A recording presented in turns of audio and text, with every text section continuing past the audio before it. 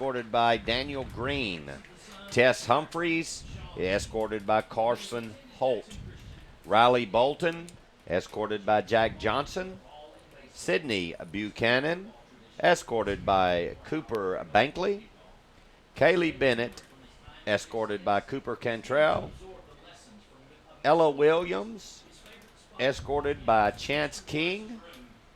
And that's where we actually are right now. We will take it from there on out, and we would like to send out a special thanks to Greg Wood, who showed us how much two little bitty numbers in today's world will make a difference. Somebody had turned the knob before we got it, and it had just reset. But between Coach and Greg, they got it worked out. Well, I got to give Greg all I'm good at is punching buttons. Greg gave us the right information. Of course, this tie line is used for Monday night football at Marco's. It's also used for Thursday night football at the Blacksmith, where we have broadcast. And it's a good remote unit, but sometimes if some numbers get lost in there, you got to find them, Dave. Yes, you do. And as you're watching on the live stream or listening on the radio right now, it's Miss Erin Baines is coming across the field, escorted by Aaron Smith. And, of course, homecoming pregame, we will actually have the kickoff at 7:30. And it shows Dave 44 minutes left on the clock, so plenty of time. Teams have already warmed up. The seniors' pictures are out down on the west fence, part of the fence behind the goal post. And lovely young ladies down there, and they're all very nice, very academic too. Yes, I'll tell you, the grade point average of what is standing on the field right now is phenomenal, and it is so good to be able to have homecoming here at Ronnie Fowler Stadium this year. You know, we really did not know exactly what was going to happen throughout this year, and so far things have, for Jackson Christian, and the teams that they have been assigned to play has gone well. We do know that the Columbia Academy game is going to be a win for us on COVID, but we may end up with another game scheduled. I don't know. Should know sometime Monday. Yeah, we've talked to a couple of teams. South Pittsburgh didn't want to come here, and that shows a lot of respect for the Eagles, because South Pittsburgh, they've got some athletes too. They do, and coming across the field right now is Miss Kylie Coleman, and walking out to meet her with flowers in hand is Will Cisco. You know that number right there. Yes. Number 21 as he turns. And I'll tell you what, Coach, been involved in a couple of homecomings back in the 80s. Of course, you know, back in the day, it used to happen at halftime. Nobody knew who the queen was, and it was always announced. But I'll tell you, football teams hated it because a 10-minute, 15, 20-minute halftime could turn into 30 minutes real quick. Oh, yeah, coach's nightmare on that when you do it. That's the reason it's probably better to do what Jackson Christian's doing. Have it before the parents and the people, they're going to be here to see it, whether you do it at 6:30 or whether you do it at halftime of the game. And, of course, I saw the band was set up, so we ought to have a great rendition of music from them. And I'm checking for – we've got one more. Yeah, we've got one more, and that's going to be Elena Hall. And she's the daughter of Chad and Brooke Hall. Cheerleader. Trash can milkshake. That's her favorite. I got to find out what that is what is now. A trash can milkshake. And coming out to meet her at midfield with flowers will be Mr. Chance Birmingham. And Chance had a big game last week against USJ on the defensive end. That would be Chase Birmingham. Chase, yeah. Excuse me, I said the wrong. But, you know, as you look out and as they get finished showing Miss Hall right there, we'll get a wide-angle shot, and we will show you the whole court. And I'll tell you that it is a very, very, very smart-looking court across the line. Football players, dads, and the young ladies who have made the court of Jackson Christian Homecoming 2020. Well, like I said, and I need to add to this, the gentlemen that are out there are scholarly people, too. I know what the grade points of several of those young men are, and we have an extremely talented group. There's going to be a lot of scholarships gotten. And then now stepping out. Now joining the court at the middle field is Miss Kendall Murphy, 2019 homecoming queen. She is escorted by Blake Beckham, our JCS advancement Now coordinator. we're fixing to get Tonight, the Miss king and Kendall queen. Murphy is returning back to JCS to crown our new 2020. We're trying to listen to the PA announcer. Yeah, this is Kendall Murphy that's out there now. Here we go. 2020 JCS homecoming queen is Miss Kylie Coleman. Kylie Coleman has just won the 2020 homecoming queen of the Jackson Christian School Eagles. And, Coach, I'll tell you, what just happened right there will follow her the rest of her life. Oh, yeah. You think about that, she will always now be a homecoming queen. Absolutely. That you cannot take away. Yep, you'll never take it away. And what a great that is just so good. And her escort once again, number 21, everyone knows, Will Cisco. Will Cisco, and I know his grandfather will watch the broadcast. Yeah. He's may be here in the stands, but he always goes and watches the replay. And that's Councilman David Cisco, and of course his father is Shane Cisco. And Will's a very fine athlete. He's got a younger brother that is a wideout in training and also going to be a very fine kicker when Alden Holland graduates. Yes, definitely. And we're going to go in after this, and we'll talk a lot about tonight's football game, some of which have started, and some of this one. And, Homecoming 2020 is now been observed, and the queen that you see, Kylie Coleman, with the tiara on, and the entire court is what you're seeing. And, Coach, last week we had the great opportunity and the good fortune of messing up a homecoming. Yes, we did. And that's when somebody picks you for homecoming opponent, you really you want to win anyway. But you want to wreck it, and the way you wreck it is by winning. You don't do anything but win. That's all you do. And Cam, if you get a chance, and I know it's a big thing, if you can get the game from last week up, and then go all the way to the end, I'd like to play before we kick off the winning field goal. Probably about 10 seconds before the winning field goal is kicked, and you can let me know. Cam Greer, who's our executive producer and director. He gets everything dumped on him, including restoring the tie line, etc., like that. But like I said, without Greg Woods, we thank Greg Woods, Mike Dole for their help, and of course Paul Schultz and Gary here helping me with the technical stuff, because jetpacks and some of those things, all I know is if we got 3 green lights, we're going. If we don't have 3 green lights, we got a problem. Yeah. Anyway, you're fixing to listen to Jackson Christian football. We won't have the cheap seats or the abbreviated cheap seats tonight like we normally do, and we will be here till 11 o'clock since we got it going. The scoreboard show tonight will be on News Talk 101.5. Now, those of you listening on WNWS.com, you still got time to go and tell all the fans that your friends, that they can see your son or your nephew or whatever at WNWS.com. Scroll down to Jackson Christian School. Click on that one. It'll go to a second banner after you scroll down past some very fine sponsors, and click on it and give it a second. Be patient with it. Let it set up. Get ready.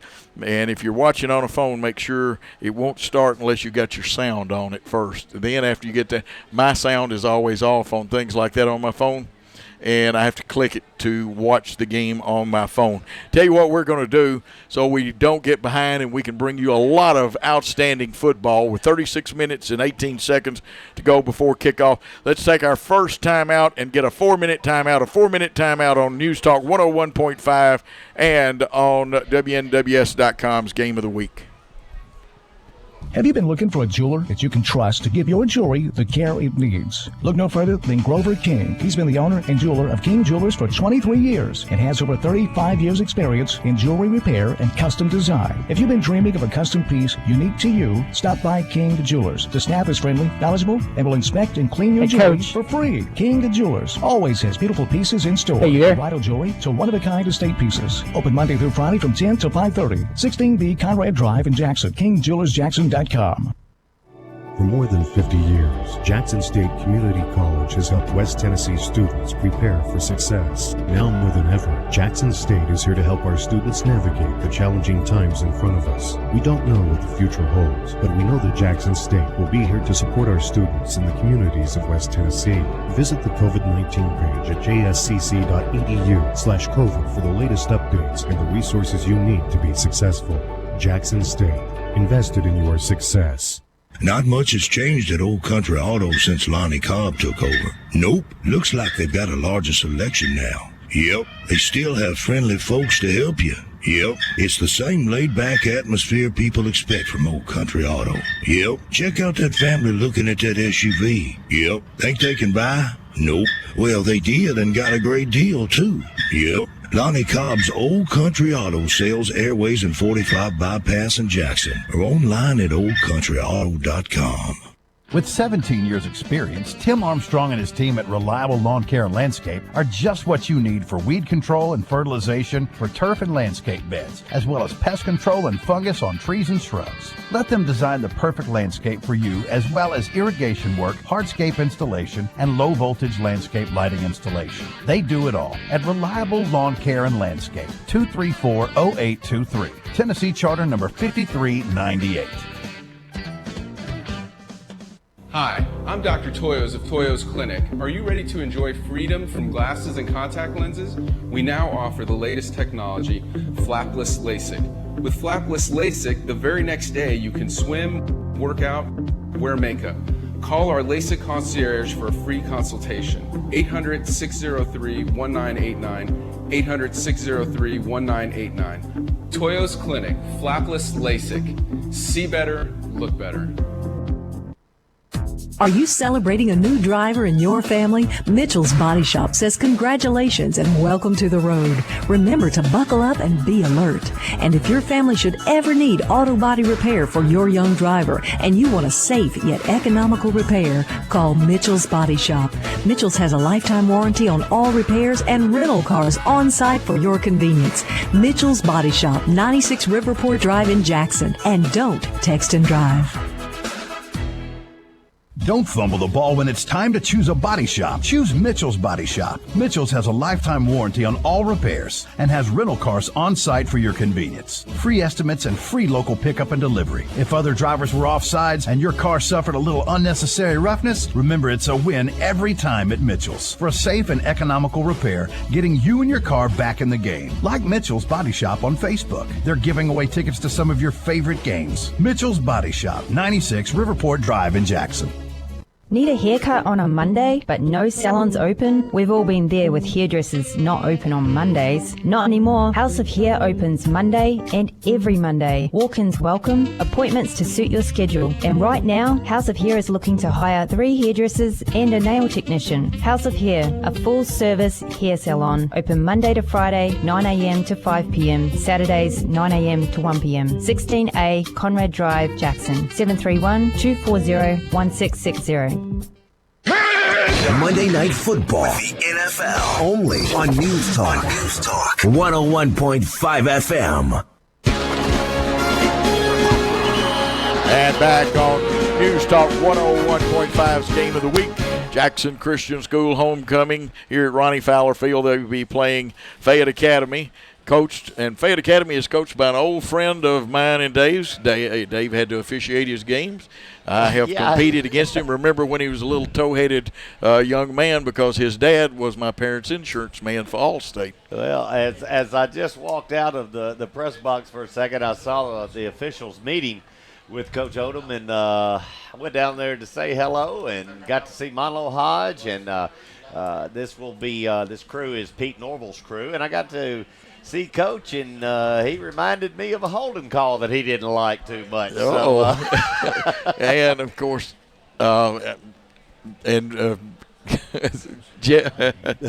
they tried to tell me something, and I'm like, well, and I loved, it's like having you. We didn't always agree, but you knew Dave was going to give you a solid game. Now, mine will give you a solid basketball game, and I'm talking basketball.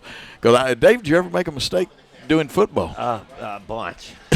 A bunch, I'll tell you. But, I mean, the one thing that I loved about it, for about 10 years, I was lucky enough on my crew to have Mr. Craig Murley, who is now an NCAA basketball official, Brandon Pipkin, the AD down at Chester County, Clint Murley, who is the brother of Craig, Greg Poston, and John T. Hall was my John T. John T. was my umpire, and I'll tell you, that crew was one of the best I feel. It was a very good crew. Managing a football game, and there's a lot more to officiating than rules and mechanics. You've got to be able to manage a game and to be able to keep it in flow and to try to keep some control. Yeah, if you keep from having any fights or any really dirty thing, it works out good. And after a while, you knew as a basketball coach when certain officials walked in that at that point you just knew that officiating was not going to be an issue. You knew how to approach those officials because you had them so many times. I scout them. Yeah. I actually scout the officials just as Absolutely. much as I do the teams I'm going to play. You knew I'm going to go back a long way because I don't think you ever got to work with him, but you knew what was going to be called and who was in charge when Leo Martindale walked into the gymnasium. Yeah, and that's what you want. That's what coaches want, and that's what the officials want because just like everything else, the officials they know what to expect on a coach. They do know what to expect, and so they know how to kind of gear up. And coaches are different. You'll get some that like to be real talkative, and you'll get some that that they chirp a little bit, and then you'll get some that you'll never hear a word from. So it's a real good thing. And coach, you turned it. Not give my headphones up, Joe. Okay, you need that one may be yours. To be honest with you, we had to displace it so many times. Can you hear better now? Just a little bit more there. This one's got to be yours. That's mine.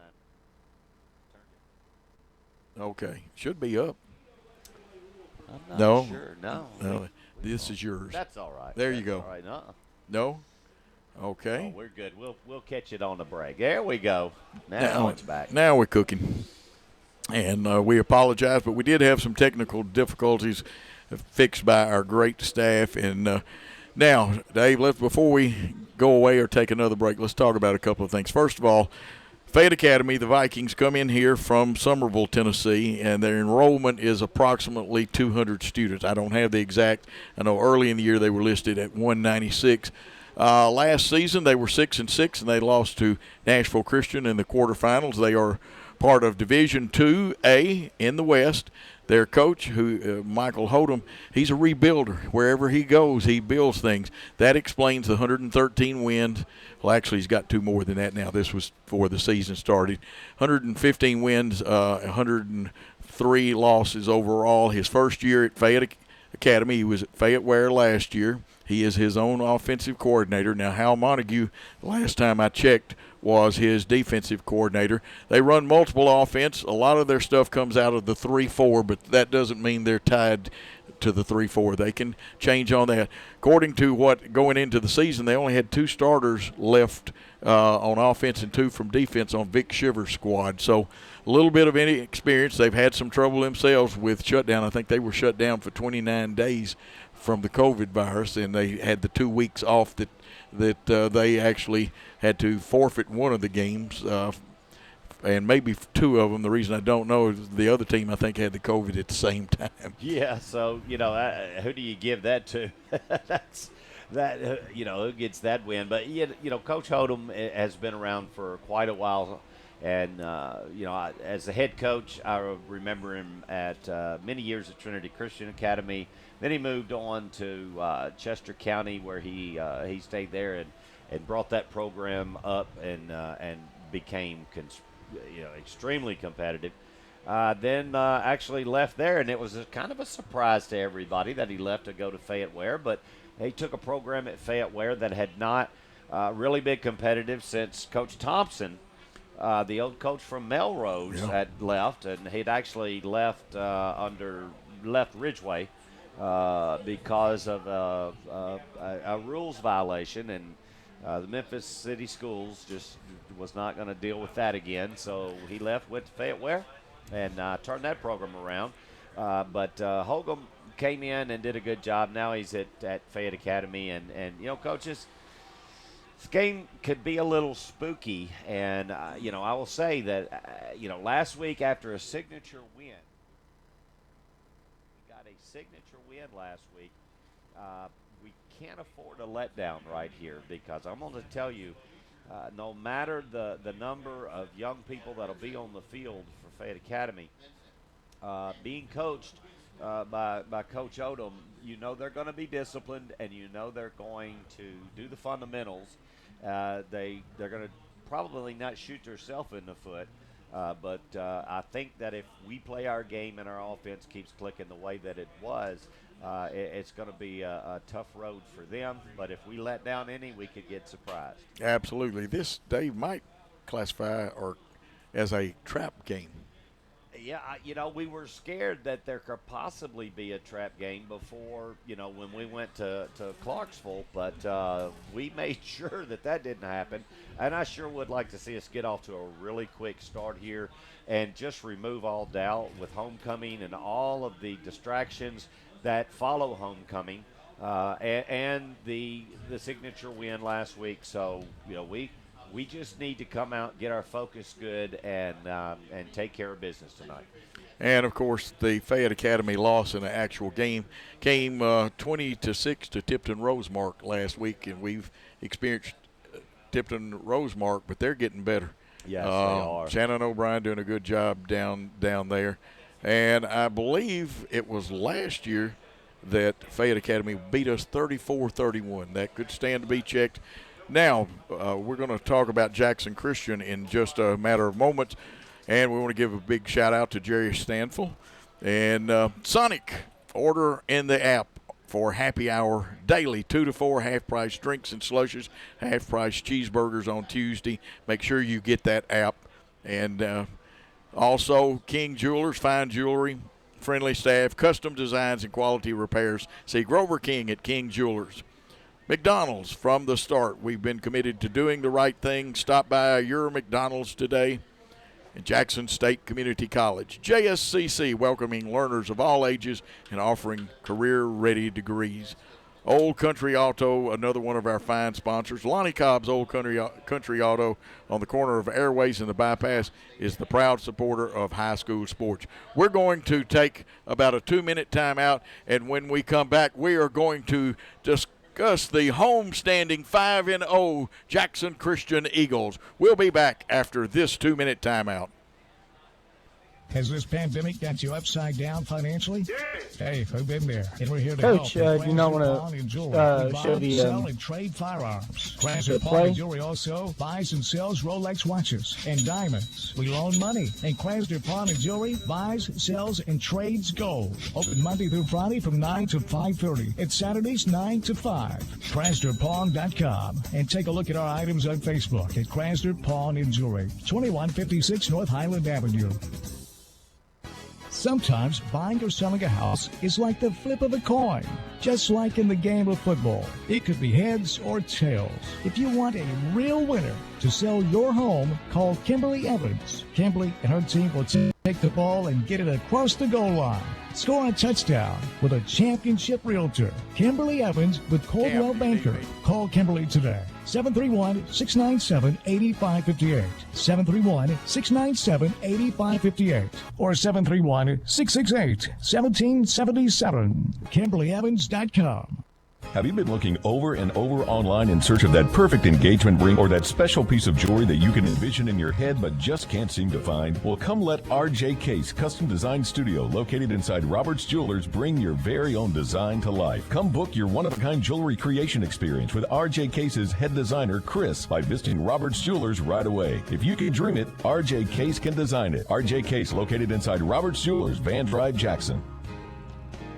For the month of August and September, try our rich and creamy s'mores milkshake. Don't forget about happy hour at Sonic from 2 to 4 p.m. when drinks and slushes are 50% off. And hey, looking for a job? Sonic is hiring at all 6 Jackson locations. Apply online at snagajob.com and select Jackson TN for the area.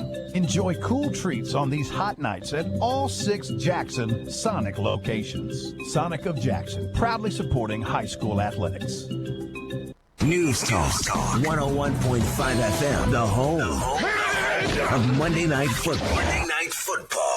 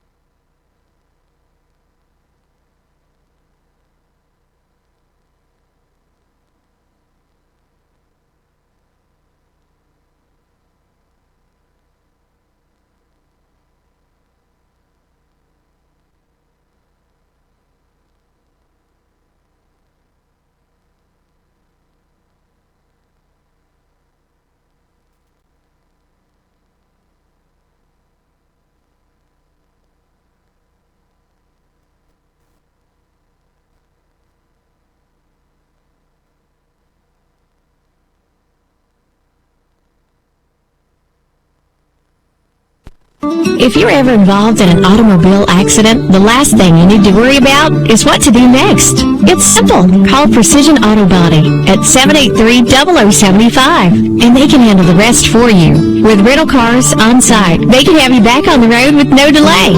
They repair all makes and models, both foreign and domestic. Or dealer, where you're just another number. At Precision Auto Body, you're known by your name and your concerns about your vehicle. They've been in the same location between Milan and Medina for 20 years, with adding a second high-quality location in Dyersburg in 2014. They have all certified technicians and continuous education, so they can repair your vehicle to factory conditions. Remember, you own your vehicle. You own your insurance. You own the right to tell your insurance company that you want Precision Auto Body to repair your vehicle. So don't be just another number, and don't be steered in the wrong direction. Call Precision Auto Body, 783-0075. Leave the termites dead. Make sure the ants won't spread. Have no fear, we got your back.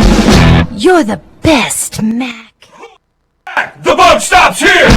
Whether it be bugs, termites, or moisture issues, Mack Pest Control has you covered. Russ McKelvey with Mack Pest Control, servicing Jackson, Memphis, and Greater West Tennessee. Have you been experiencing issues with mold, fungus, or moisture in your crawl space? Give us a shout at MackPestControl.com, and we'll line you up for a free inspection. Your daughter got her learner's permit. And to celebrate, you're on your way to get her favorites at McDonald's. And you let her drive. Now, if you could just make it to the drive-thru, enjoying the journey together, that's something to value. Choose your $3 bundle. Pair either the deliciously cheesy McDouble or the boldly seasoned hot and spicy McChicken with small fries. Price and participation may vary. Cannot be combined with combo meal. Hey, we've even got the Super Bowl. News Talk 101.5 FM. And back here at Ronnie Fowler Stadium, hopefully we've got the technical difficulties straightened out. Remind you this broadcast in part is brought to you by Reliable Lawn Care and Landscape. We offer professional knowledge, increased property values, and better living space for you and your family. And Gene Langley Ford, the dealership that's service built. You should really try Gene Langley. Toyos Clinic. And I saw Dr. Toyos the other day down at the station. Jerry Lee Lewis said, I can't believe how clearly I can see. Dr. Toyo's had me playing in a concert the next day. And, of course, Mitchell's Body Shop. I've got to call them. I got a couple of rock dings on my car. They can do all the work you need on your car. Mitchell's Body Shop, committed to quality, committed to you, committed to high school sports. Okay, Dave, 5-0 Eagles. And we know we've gone over the coaching staff. Their record last year was 3-7. They're returning 9 offensive starters, 7 defensive starters. Walker Ray will be out tonight for long snapping, but the long snapper came through at the end of the game. And we're going to return to those days of yesteryear about a week ago, a week and about an hour and a half or 2 hours. We're going to go back to that. And Cam, if you can cue that up, the snap has to be good, the hold has to be good, and the kick has to be good. But let's see if we can relive a little history. Get somebody off the field on the far side. I hope somebody counted the blockers and everything. And now we're not going. They're going. They got to reset the clock now. They had it marked wrong. Alden Holland on with Aaron Smith the hold. 4.4 seconds. The snap. It's down. The kick is up. The kick is good. That's it. The kick is good. 16-14, time runs out, pandemonium on the field. And that fans was. And the pandemonium is happiness. A very happy moment right there, even for the broadcasters. And you know the team, I wish you could have, if you didn't see the celebration, some of it is on our film, but happy young men. I went to talk to Darby Palmer and the coaching staff, some of the coaching staff after the game, and you could see it all. It was a team win. A lot of people contributed. That our offensive line held their own against what's supposed to be one of the best defensive line in the West Tennessee area, and they did some great blocking. The people caught the football. Peyton Tinsley, Cisco, and Brooks had some big receptions. But you know what? Cam Boyd had a pretty good night running the football along with Aaron Smith. Yeah, he did, Coach. And you know, I mean, in every program, as you're building the program up to the prominence that you want it to eventually be, you have signature wins. You have certain things that happen. Going in to University School of Jackson and doing what ended up happening that night, you know, signature is about the best word that I can come up with right now, but it really doesn't describe the step forward that the Eagles from Jackson Christian took in fighting that game and ending up converting a 4th down and 17 to keep a drive alive that did finally get down close enough to where we were just about to run the clock out, and we got a great snap and a great place, and the kick split the uprights, and as you said, pandemonium reigned, and it just doesn't get any better than that. And I'm going to get this on Hardin County. It's come from our good friend that keeps us praised of things down at Hardin County. Melrose, nothing. Hardin County won. That, of course, that's the COVID game. But Hardin County is playing Munford tonight. As Dave McCulley used to say, Munford. Well, and so did John Ward. And here's the question is that Hardin County does get the victory over Melrose 1-0, but does this count in their record wins and loss this game tonight, or is it just? That's a good question, and I will be talking to Matthew Gillespie of the TSSAA next week and finding out about that.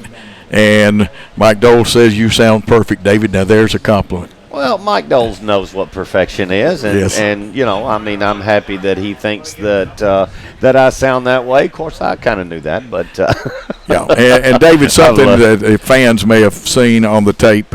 Chance King was out there at the field around the 40-yard line, and the officials checking his hand because he is wearing a padded brace on there, and you have to make sure there's no concrete under there and no metal rods in there. Yeah, in the you know, back in the day, they would just they would put that old, you know, plaster cast on there, and boy, there they'd go, and a lot of linemen would just love it. And Coach, I think we're getting ready for the prayer and the national anthem. Tell you what we're going to do. We're going to send it back to the studio for a 4-minute timeout. A 4-minute timeout. You're listening to News Talk 101.5 and WNWS.com. Have you been looking for a jeweler that you can trust to give your jewelry the care it needs? Look no further than Grover King. He's been the owner and jeweler of King Jewelers for 23 years and has over 35 years experience in jewelry repair and custom design. If you've been dreaming of a custom piece unique to you, stop by King Jewelers. The staff is friendly, knowledgeable, and will inspect and clean your jewelry for free. King Jewelers always has beautiful pieces in store, from bridal jewelry to one-of-a-kind estate pieces. Open Monday through Friday from 10 to 5:30. 16B Conrad Drive in Jackson. KingJewelersJackson.com. For more than 50 years, Jackson State Community College has helped West Tennessee students prepare for success. Now more than ever, Jackson State is here to help our students navigate the challenging times in front of us. We don't know what the future holds, but we know that Jackson State will be here to support our students in the communities of West Tennessee. Visit the COVID-19 page at jscc.edu/COVID for the latest updates and the resources you need to be successful. Jackson State, invested in your success. Not much has changed at Old Country Auto since Lonnie Cobb took over. Nope, looks like they've got a larger selection now. Yep, they still have friendly folks to help you. Yep, it's the same laid-back atmosphere people expect from Old Country Auto. Yep, check out that family looking at that SUV. Yep, think they can buy? Nope. Well, they did and got a great deal, too. Yep, Lonnie Cobb's Old Country Auto sells Airways and 45 Bypass in Jackson, or online at oldcountryauto.com.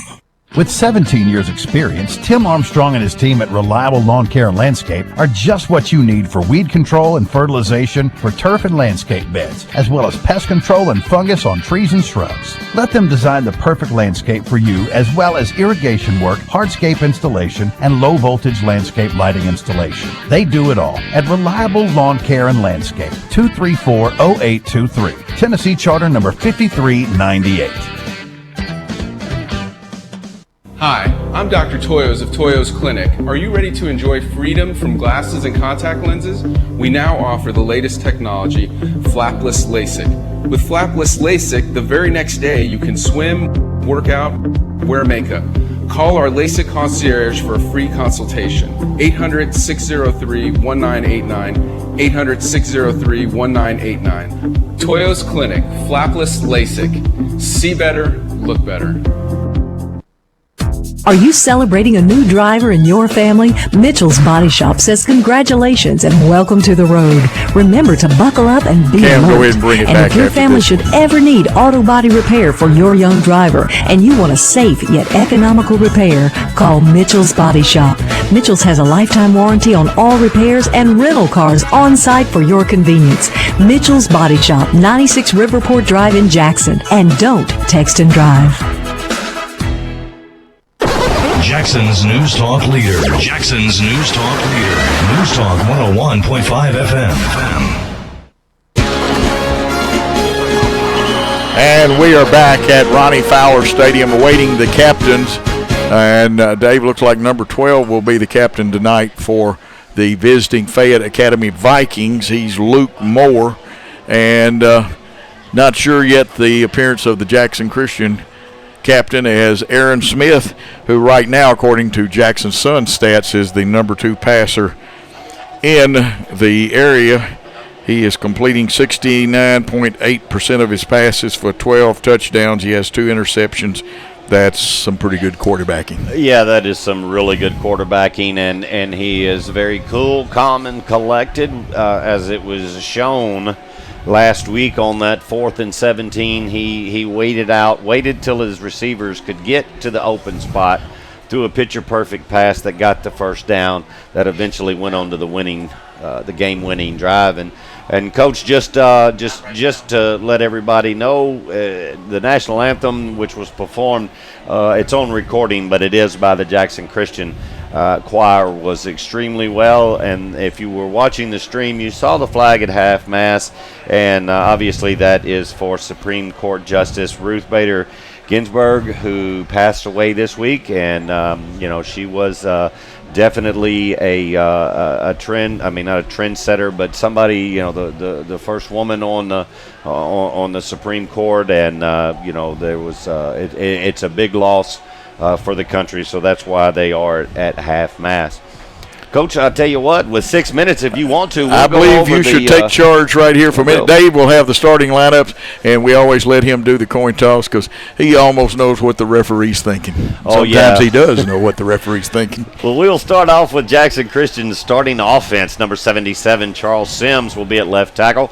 Number 63, Will Stanfield, be at left guard. 55, Tim Craig, will be snapping the ball.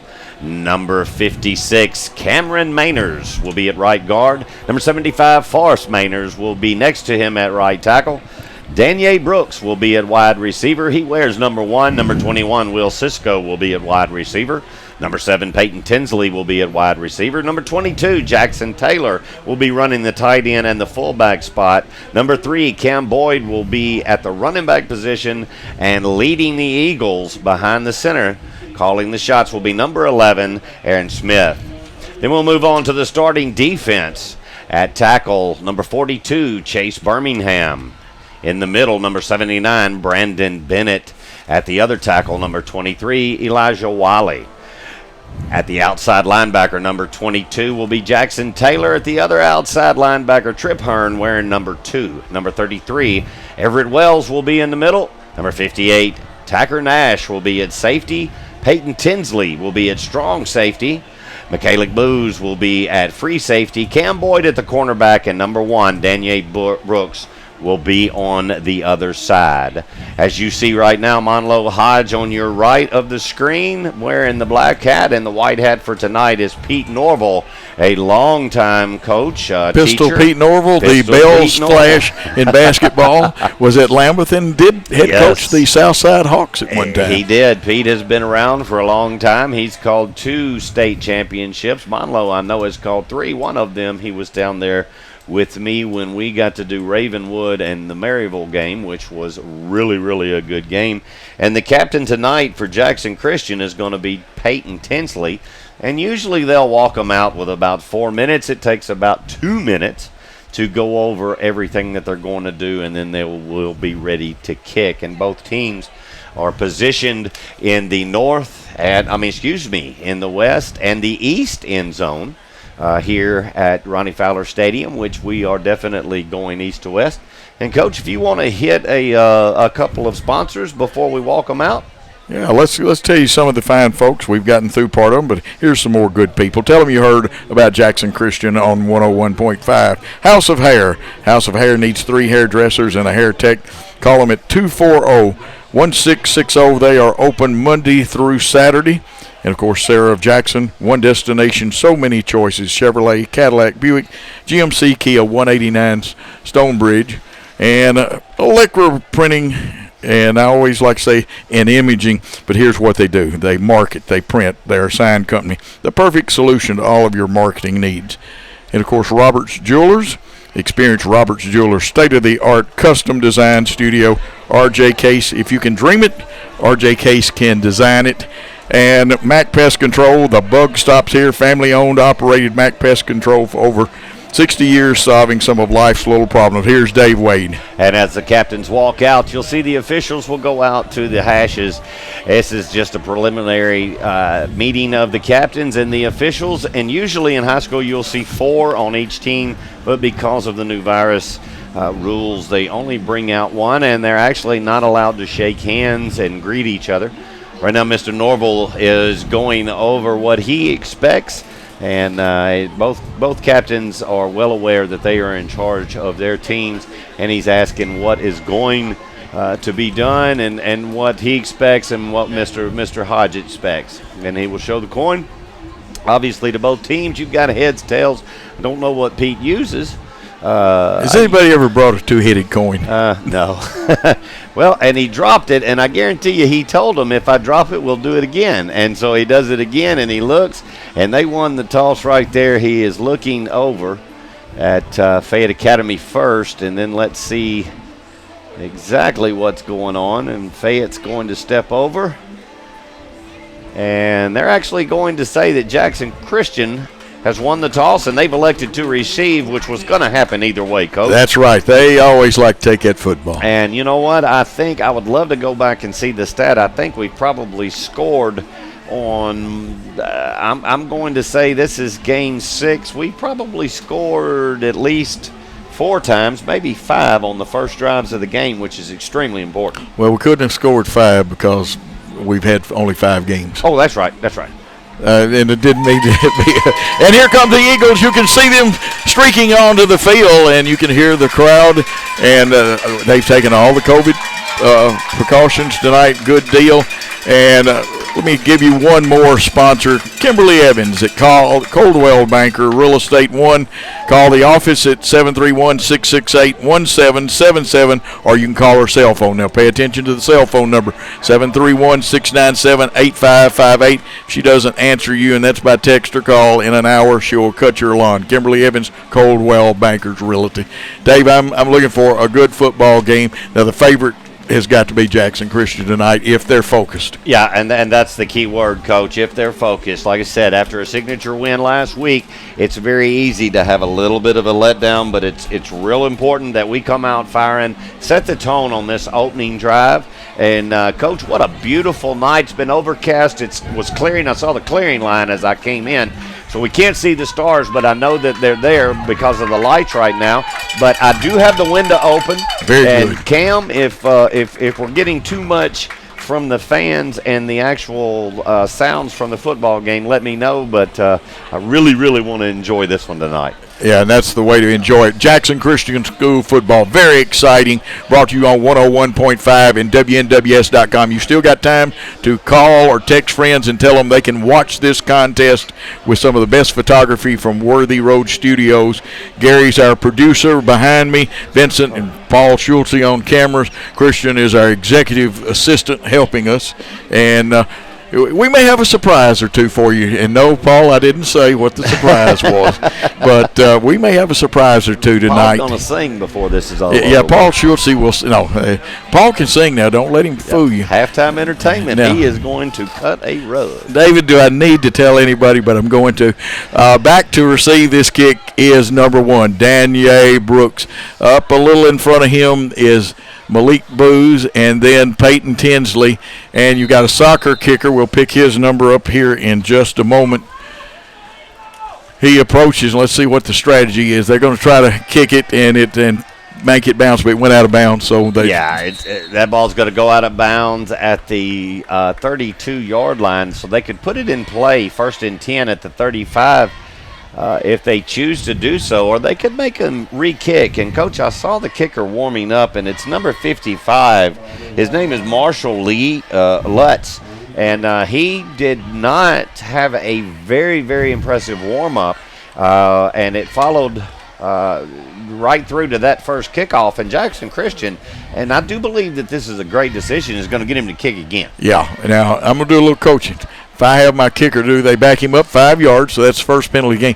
I'm going to hit that and take it and aim at either the 20 or the 10-yard line, because we are hard right to receive this. We definitely are, and they know something. They've seen something that make you think, but if he kicks it, of course that's right as you're looking at the field, but if he kicks it to the visitor sideline, there's nobody over there. Yeah, I would aim at the 20 now, because Brooks and Malik Booz are over here. And matter of fact, even Peyton Tinsley's in the center of the field on the 25. See what he does with it. Now he gets it up in the air. And this one's going to come to Booz. He bobbles it and picks it up, slips, catches his balance, but he's going to be swarmed by the Vikings. And that makes butterflies in your stomach as a coach. It does. That fumbled kick, and it was in the air. It didn't hit the ground. And, Coach, we chose to have them kick again, back them up 5 yards, and we ended up losing 7 yards on the return. So we'll put it in play 1st and 10 at the 24. Absolutely. And usually there's a 3 down lineman front, 4 linebackers with the passing game. Fayette Academy may have made an adjustment. Aaron Smith will be your quarterback. Cam Boyd wearing number 3 in the backfield. Now there's some switching around. Brooks comes to the right of the formation. Cisco will come back, and there's some direction. We better check the clock. And again, we hand off. And I'm going to tell you what, Fayette Academy swarming tonight. Well, He wasn't expecting the snap, number one. Number two is we had 2 men in motion, so we're lucky to not have a flag on that play. And right now, the way that this game has started, we are not looking like we have in the past few games. And if we have another play or two like that, you'll see a timeout, and we will talk about focus. All 3 wideouts for Jackson Christian in the top receivers in the area. Peyton Tinsley has the most catches, followed by Brooks and Cisco. Now they back off. They showed press coverage. Going to the left, Cam Boyd spins off one tackler, breaks one, and he will get down to about the 29-yard line, bringing up 3rd down. Yeah, that's a really good gain right there and a good run by Cam Boyd. And Coach, there's no question that if we can reach the corners, if we can pin them in and reach the corners, we definitely have the speed. And they've got a real good-sized front 3 right there. And on the replay, you will see that he got outside. If we can get outside the tackles, we're in good shape. Trips left, all 3 receivers. Boyd or Trips right, or Boyd to the left for him. They hand off, pull the guards. He cuts up in there, but he's going to only get maybe 1 yard, and it'll be 4th down in a punting situation. Well, and I'll tell you right now, we're going to find out it's going to be pretty hard business to get that ball in between the tackles and go up against number 55 and the big lineman 74, 53. They have got some size up front. Let's watch for possible unbalanced line later on offense or end over using Jackson Taylor, the fine tight end. I only see 2 blockers back there. Here's the punt. It's high. It's angling towards the sideline. It goes out about, kicks out at about the 40. And that's only a 30-yard punt. That's Alden Holland's shortest punt of the year because he's had 2 50-plus yarders previous to that. Yeah, they're going to mark it out at the 43. Wow. So that's not even as long as I gave you. Well, I'll tell you right now, defense can make a stand right here and get everything back, relaxed down. We just got to get back in football mode with all of the distractions that have happened this week. And let's see how they come out. They come out actually in a spread formation with 1 back in the backfield, a wing back. It's the read option. And running with the football is number 7, and he's got good yardage, 9, maybe 10 yards. Carrying the football was Tanner Howell. Well, Howell did a good job right there, and, Coach, I guarantee you right now you're going to see Luke Moore pull that ball back out and keep it on that read option going the other way before the night's over with. You will, and the backside end has got to stay home in defense that day. Good replay there. 2nd and a short one, and I do mean very short. You cough and you'll fall over the line of scrimmage, but they are in the spread with 2 wingbacks this time, man in motion. And he's just going to tuck it and run with it. Going east-west, cuts it up across the 45 of Jackson Christian, down across the 40 for a 1st down. In today's world, everybody will say, you have 2nd down and short, and on this, you just see that Luke comes around, takes it to the left side, and makes a good cut upfield and gets the 1st down for the Vikings. Vikings have had it their way. They made us go 3 and out, and we did not look good in the first series. We won't sugarcoat it, folks. We'll tell it like it is on things. The Vikings checking his plays. Only got a signal from the sideline, check his plays, because this young man has also been a wideout before, too. Yeah, he can play the game. Man in motion. They're going to go straight ahead, and breaking through in a gap. In the A gap was the quarterback Howell for the 2nd 1st down. And Fayette Academy has found a couple of holes in our defense. Yeah, Luke Moore right now, you can tell right now that Luke Moore and Mr. Howell are going to be the ones that they're going to rely on, and they're just quick hitting straight up the middle after the center snap. Luke Howell, a senior, he's normally a wingback or a wide receiver and a defensive back. In the backfield with him now is number 25. That's Bo Culliver. Checking his play chart. Got 2 tight wings. They're going to hand off and run it off of the right guard's hip, and he falls forward for a gain of 2, maybe 3 yards, depends on the placement. Yeah, and Trip Hearn has lost a helmet, so he's going to have to go for one play. And you see the replay, they're just going to hit off tackle, go straight up the middle, and they're going to gain a couple of yards. And, right now that front line is not getting big gaps, but they're getting slithers that these backs can get in. Okay, a little more spread, but they've got a wing back filling the gap. The split end to the left is only about 3 yards out. We may have gotten in the neutral zone, or did they draw us off, Dave? Yeah, they drew us off right there, and that's going to be on Elijah Wiley. He just got a little bit antsy. Quarterback made a really, really good hard count.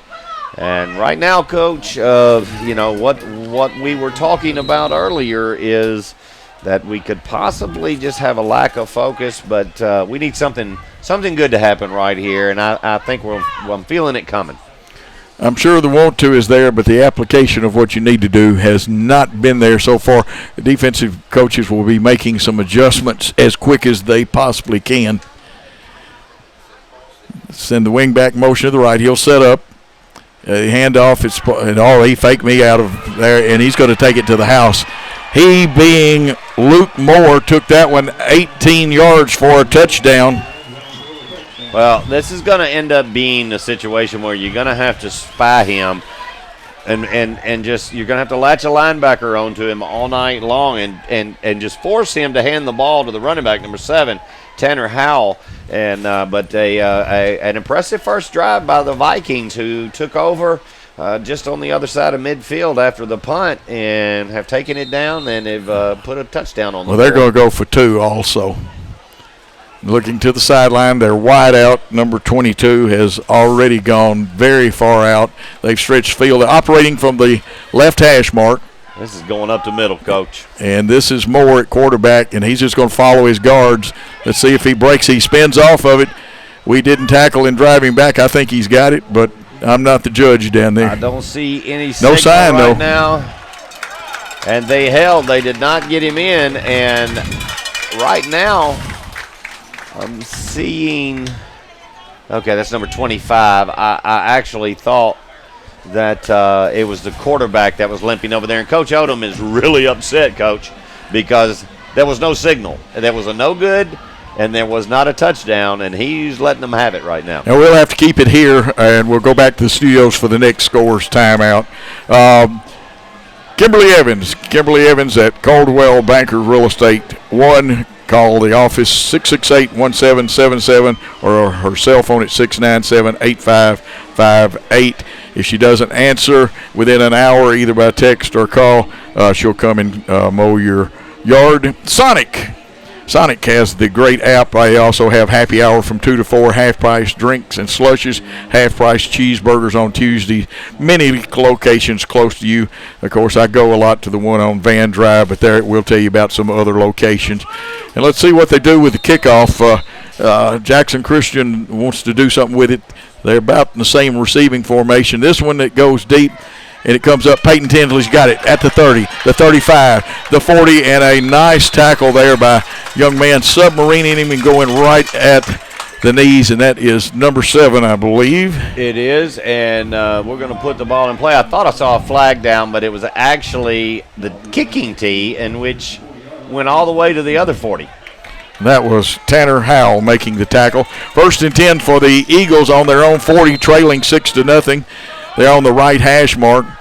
Cisco and Brooks to the left. Cam Boyd in the backfield. Tinsley is by himself as a flanker. Now Cisco's actually the slot man. Press coverage. Here goes the fake jet sweep. They cut Boyd up in there across the 40. And you got a couple of guys tackling the runner, but there also Fayette Academy is yanking at the football, which is completely legal. Oh, yeah, and I'll tell you right now that we go misdirection here, as you can see, and we come back to the right-hand side. And like we said earlier, very fundamentally sound team. They're not as fast as we are, but they turned us back inside to the meat of the defense. 2nd and 4. Smith at quarterback. He's got a wing right. Split in to the left. Now they bring the wing, it's Jackson Taylor, to the right side of the formation. More like an H-back. And there's Booz running the football. Booz should have the first down. Falls forward close to the 50-yard line. Yeah, we hit quick hit up the middle right there, right behind the good blocking of our right tackle and right guard. And as you see right here, just boom, there we go. Straight up the middle for a first down. And that's our initial first down of the game. Tinsley, the wideouts get their signals given to them. Then it's the rest of it signaled in to Aaron Smith. So in other words, Coach, just get behind Mainers and let's go. Yeah, let's go to town. Slot left. Single setback to the right. Here's Booz cutting it up behind his blockers. He's going to get 4, rolls over, and I think he's going to get 5 out of it, Dave. He sure did, and it was a great run, and I think that's where we're going to make our living tonight is getting to the outside because our speed is just so much better. You'll see right here on the replay, Coach, they just beat them outside. 2nd and 5. We've got a wing back now and a slot right, split in left. Now they bring up for press coverage. Here's the quick toss out to Daniel Brooks. He breaks by somebody. If he can get one more, but he couldn't get past that man, he probably would have gone all the way. He sure would have, and there was no question right there. Charles Sims pulled out on the screen and did a great kick-out block. You'll see number 77 get him right there, and that just cuts Mr. Brooks right up the field for a great, great play. That's right. About 14 and a half yards for Brooks on that. Smith now 1 for 1. That was our first pass, Dave. And I knew they were setting something up. Running one high safety. Let's see, looked like they matched man. And here's the running play handoff. Good yardage. And the blockers blocked, and the runner kept pumping those legs. Well, and it looks like that the quick touchdown and the good drive by the Vikings has kind of woke us up and reminded us that we are in a football game, and now we look like the offense that I'm used to seeing. Ring, ring, hello, and we got our wake-up call. 2nd and 5, ball on the 26, towards the left hash mark, away from us. Cisco and Brooks on this side, Tinsley to the far side now. They're checking. New play is being signaled in with 11 on the clock. Start to say shot clock, David. You can tell I've gotten in basketball mode. Here's the snap. Smith, look in. Here's Cisco. Got it to 25. Tripped up, but breaks that and carries down to a little short of the 20-yard line. You know, that was a really unique play. You'll see right now that they throw it right in front of Mr. Boyd and all the way out to Cisco, and it looked like it was going to come in, but he gets the first down on a good play. We're moving the ball, Coach. There we are, 3rd first down, and now we'll go back to the trips formation.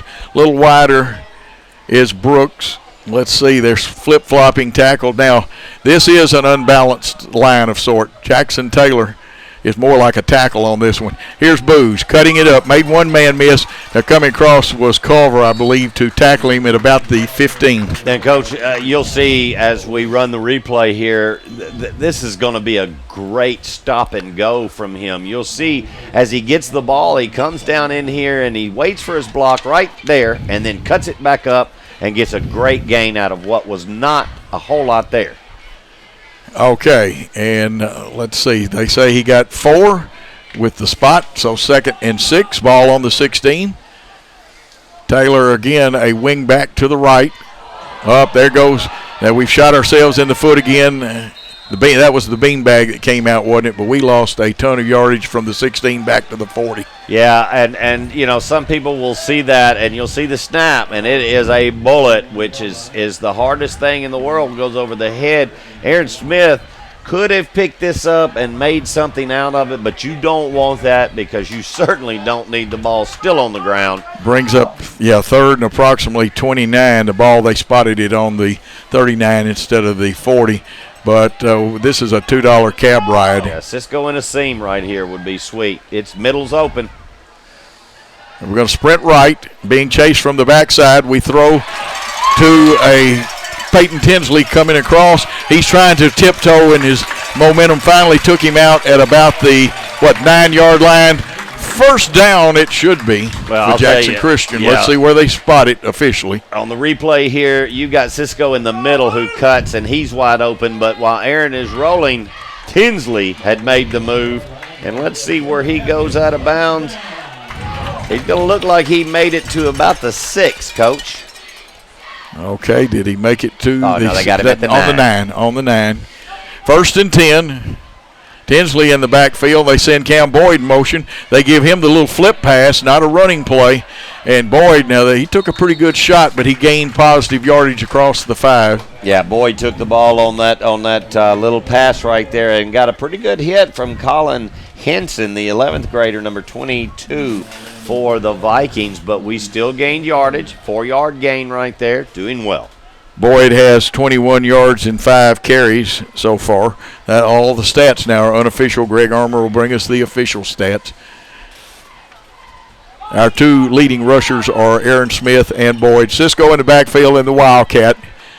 On 2nd and 4, they hit him. He drags one man, but he can't break it, and everybody's going to introduce themselves to Cisco from the Vikings. Yeah, he tried to get over the left guard and just get in behind the left tackle here. Takes the direct snap and just moves to the left and gets in there. But a good job by the linebacker of shooting in there and keeping him just short of the goal line. And Cisco got the ball down to the 3. It's 3rd and goal from the 3. And this is going to be 2-down territory, Coach. Oh yeah, we're not going to kick the field goal right here. Tinsley to the left, to the short side of the field. Danielle Brooks and Cisco to the wide side of the field. Tight end Jackson Taylor on the left. Cam Boyd in the backfield. Here is Aaron Smith, and I don't know if that was real, but it doesn't matter. 3, and when I said not real, I think he wanted to give it to Boyd, but he kept it and took it for the touchdown. Yeah.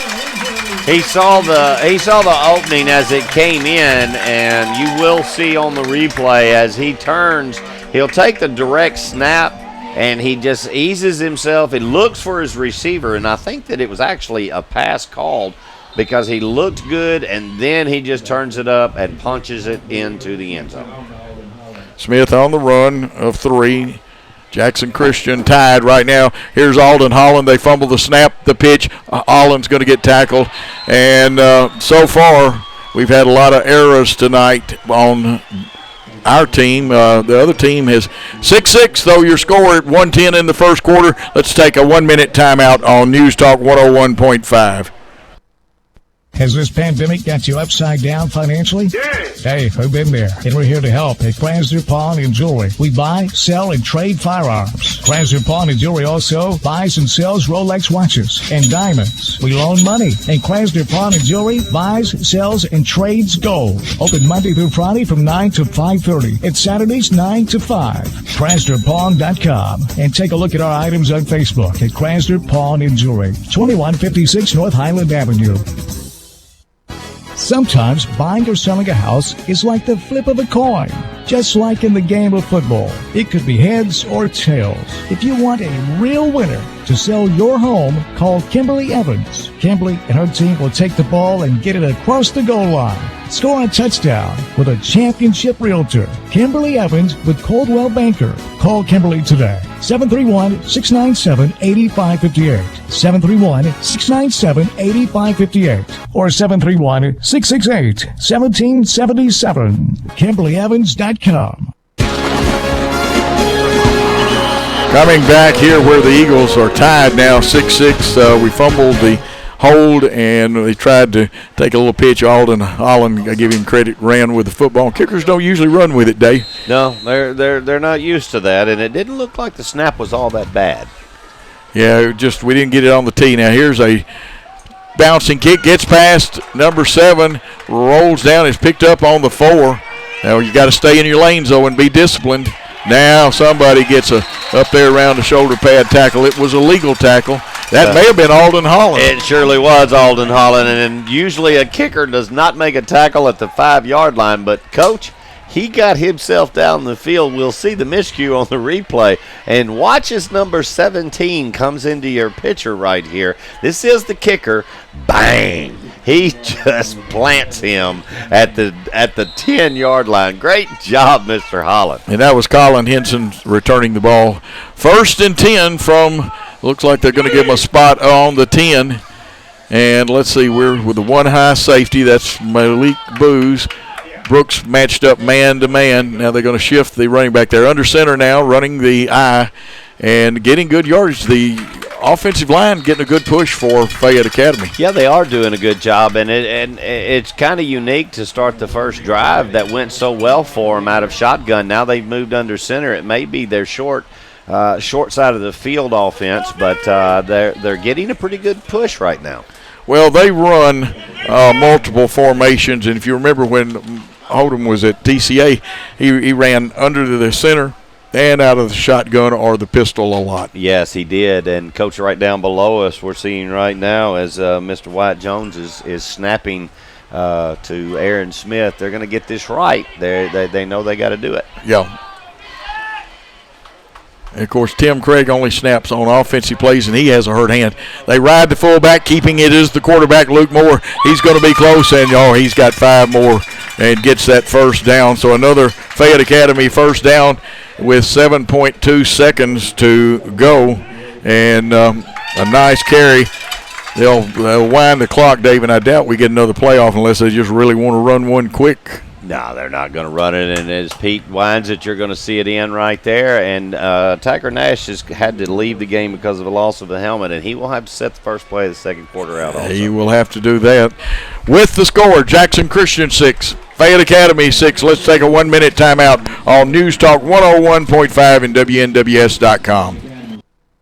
Have you been looking over and over online in search of that perfect engagement ring or that special piece of jewelry that you can envision in your head but just can't seem to find? Well, come let RJ Case Custom Design Studio, located inside Roberts Jewelers, bring your very own design to life. Come book your one-of-a-kind jewelry creation experience with RJ Case's head designer, Chris, by visiting Roberts Jewelers right away. If you can dream it, RJ Case can design it. RJ Case, located inside Roberts Jewelers, Van Drive, Jackson.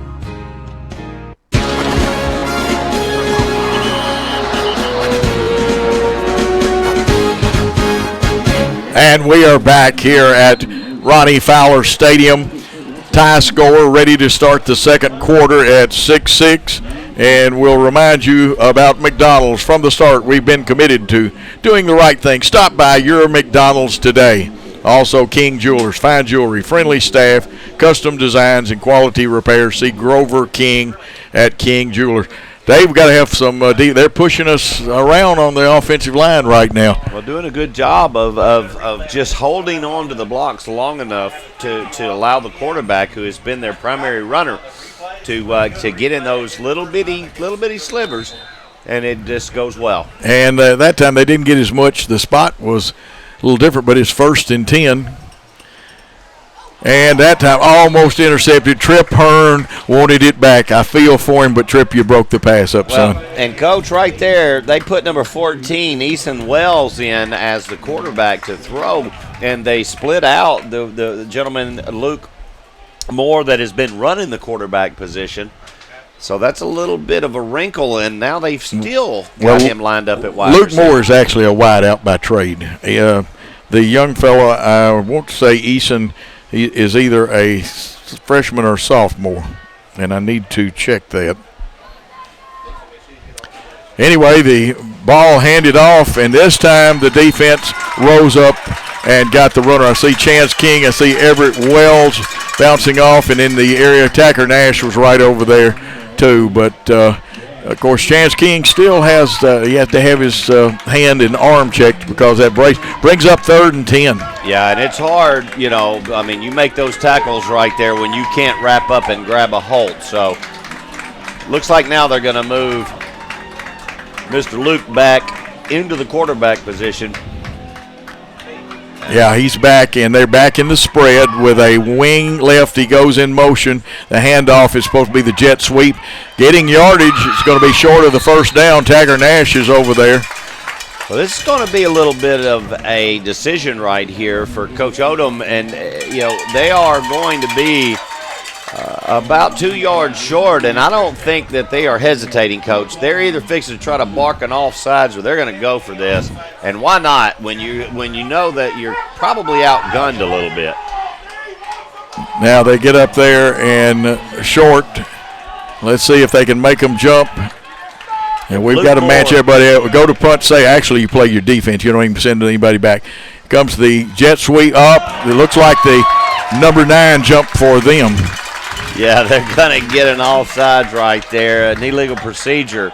And that's going to be Bowman Weatherly who jumped, and it's going to force a punt by the Vikings. So they're pulling out all the stops, they being the Vikings of Fayette Academy, a well-coached team, two well-coached team. Darby Palmer and his staff have done an excellent job.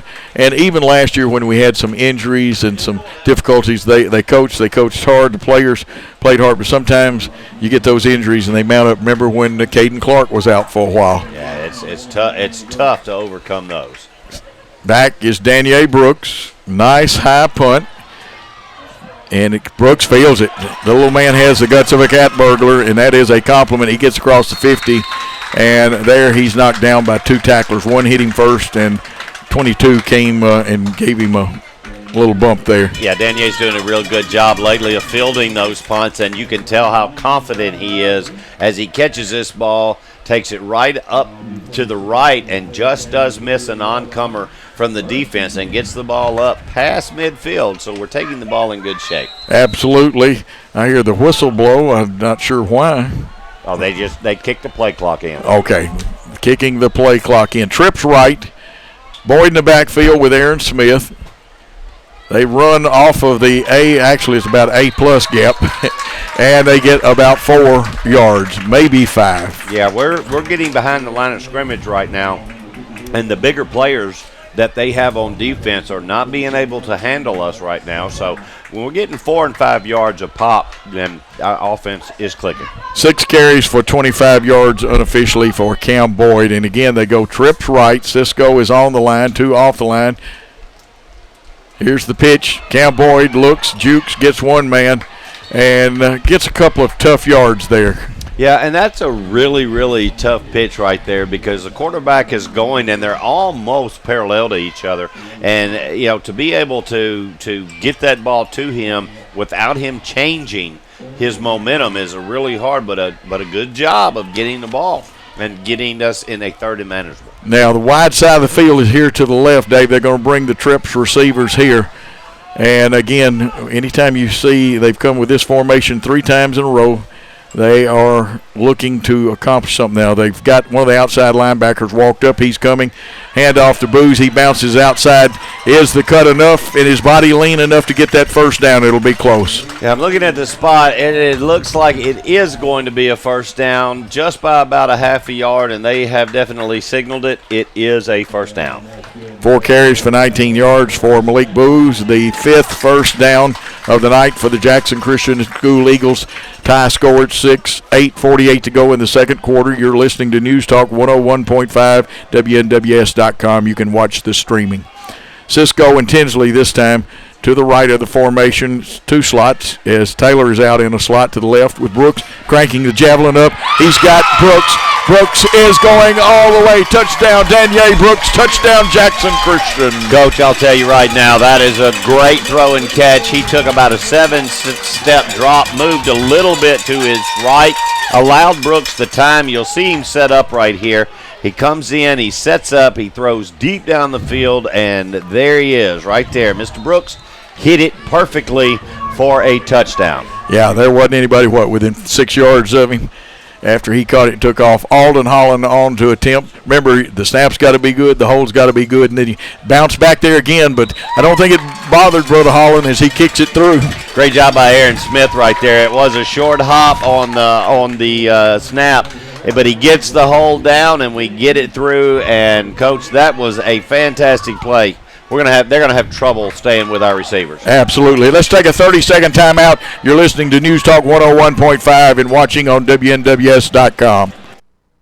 For the month of August and September, try our rich and creamy s'mores milkshake. Don't forget about happy hour at Sonic from 2 to 4 p.m. when drinks and slushes are 50% off. And hey, looking for a job? Sonic is hiring at all 6 Jackson locations. Apply online at snagajob.com and select Jackson TN for the area.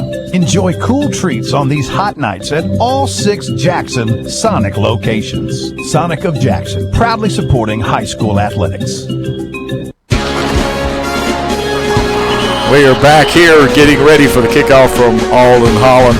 And we'll remind you about Jackson State Community College, welcoming learners of all ages, offering career-ready degrees. Holland approaches the football, speeds up, puts the foot into a nice high end over end, driving the receiver back to the 5-yard line. Comes up the far sideline, gets past the first wave into the second wave, and return will come out somewhere around the 30-yard line. That was a picture-perfect kick, and once again, there's just no question this gentleman wants to play tonight, but Alden Holland gets down there and is involved in another tackle on the kickoff. So not only is he leading the kicks, he is taking control of the tackles. Young man is fired up and playing. Let's see which quarterback's in. It looks like they've gone back to Luke Moore because, as Dave told you, they bring in the thrower. Moore can play quarterback, but he's also a wide out and defensive back. Yeah, and they're running down the play clock right now. They got a late player in. They've got 5 seconds to get this off. And they're going to call timeout, Coach. And they call a timeout with the score 13-6. Jackson's Christian leading in the second quarter. Let's take a timeout on News Talk 101.5 and WNWS.com. If you're ever involved in an automobile accident, the last thing you need to worry about is what to do next. It's simple. Call Precision Auto Body at 783-0075, and they can handle the rest for you. With rental cars How long do we on want site, that break they can have to? you back on the road with no delay. Just 30. They repair all makes and models, both foreign and domestic. No need for you to run to a franchise or dealer where you're just another number. At Precision Auto Body, you're known by your name and your concerns about your vehicle.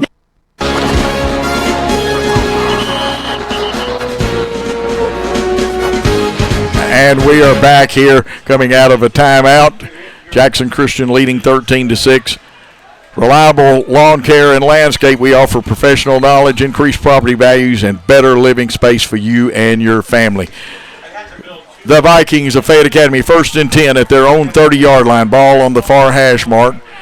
The zone read keeping is Luke Moore. He's into the secondary. He has a first down. Tacker Nash comes from his linebacking position and tackles him after a nice gain of about 17 yards and a Viking first down, Dave. I'll tell you right now, Bowen Weatherly right there helped us out considerably because at that point he had broke loose and Moore was going hard and he runs into his own man, which allows us to catch up with him. And I'll tell you, Coach, I know he is a good wide receiver, but right now, he's doing a fantastic job of just taking this ball and finding holes.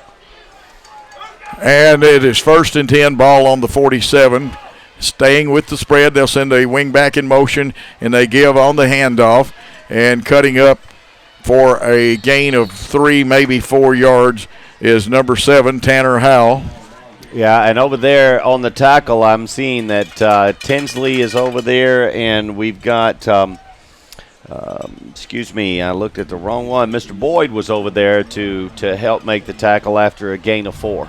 You're going to see that same play right there again, Coach, and I guarantee you're going to see Mr. Luke Moore, the quarterback for the Vikings, hang on to that ball. You're right. They send a wide out to the left, and that is 22. That's Henson. You got a wing back to the right. And we'll pick him up in a tight end to the right side, the wide side of the field. Now they're going to send wing back motion, but it's just straight dive handoff to the running back. Yeah, Coach Odom right there was knowing that he is probably in 2-down territory regardless of what happens, so he just handed it off to the big man right here. They're going to turn, send a man in motion. They're going to turn and get him off the left side. He's just going to power up the middle. And it's 3rd and 3. Ball's on there on the Jackson Christian 46. And the big, I don't know what's happening, but I'm cutting myself, I guess, off. Here we go. 3rd down and 3. Ball on Jackson Christian 36. Keeping is Luke Moore. And did he get close enough, Dave? He got close enough. He's not going to have it. I saw where the official has come in, and it's going to end up being probably short about a half a yard. And let's see here. Mr. Norville's going to take a look at it now. He's going to say that is enough. So he did push it past the 43-yard line. The nose of the ball got there. They're going to move the chains. 62 yards and 7 carries for Luke Moore, and that is the 5th first down for the Vikings. They've only thrown one pass, and that was attempted by Eason Wells. 1st and 10 for the Vikings on the Jackson Christian 43. Dave Wade, Coach Joe Holloway, Gary, Paul, Schultze, Worthy Road Studios, Vincent, and Christian all with you on the board. Cam Greer. Here's a blitz coming, but they fake it, keep on the zone read. We missed. He broke a tackle. He being Luke Moore. He's streaking down the sideline and knocked out of bounds, and now they throw the flag. Yeah, that came from Monlo Hodge from the trail, and somebody might say, why didn't the official right there see it? That's because he's going downfield and he's looking straight forward, and he's actually too close to the play to see it, and he gets blocked out. It's just a weird situation that happens, but Monlo Hodge sees it from behind. It was up around the head, so they're going to tack on half the distance to this. And a very costly penalty. Yeah, they're going to call that a horse collar, and they're going to go half the distance from the end of the run, which is going to put them inside the 15, possibly close to the 10-yard line right here. And it will be 1st and 10. They can get a first, Coach. Okay, they can still get that first down, and now they'll stretch the chains. The teams are ready to play, but going to take the kinks out of the chain, and that's good. Now they'll stretch it.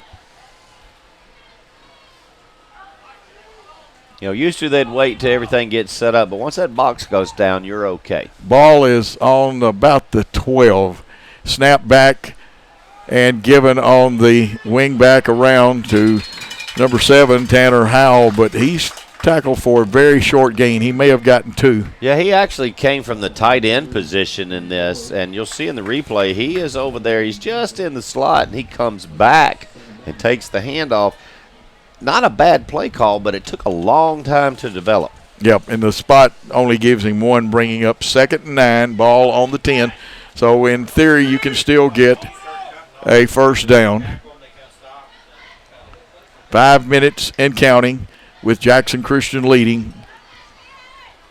Luke Moore back at quarterback. They send a motion. He reads, keeps it, and this time it looks like Chase Birmingham. I may be early on my call, but get the right number, Dave.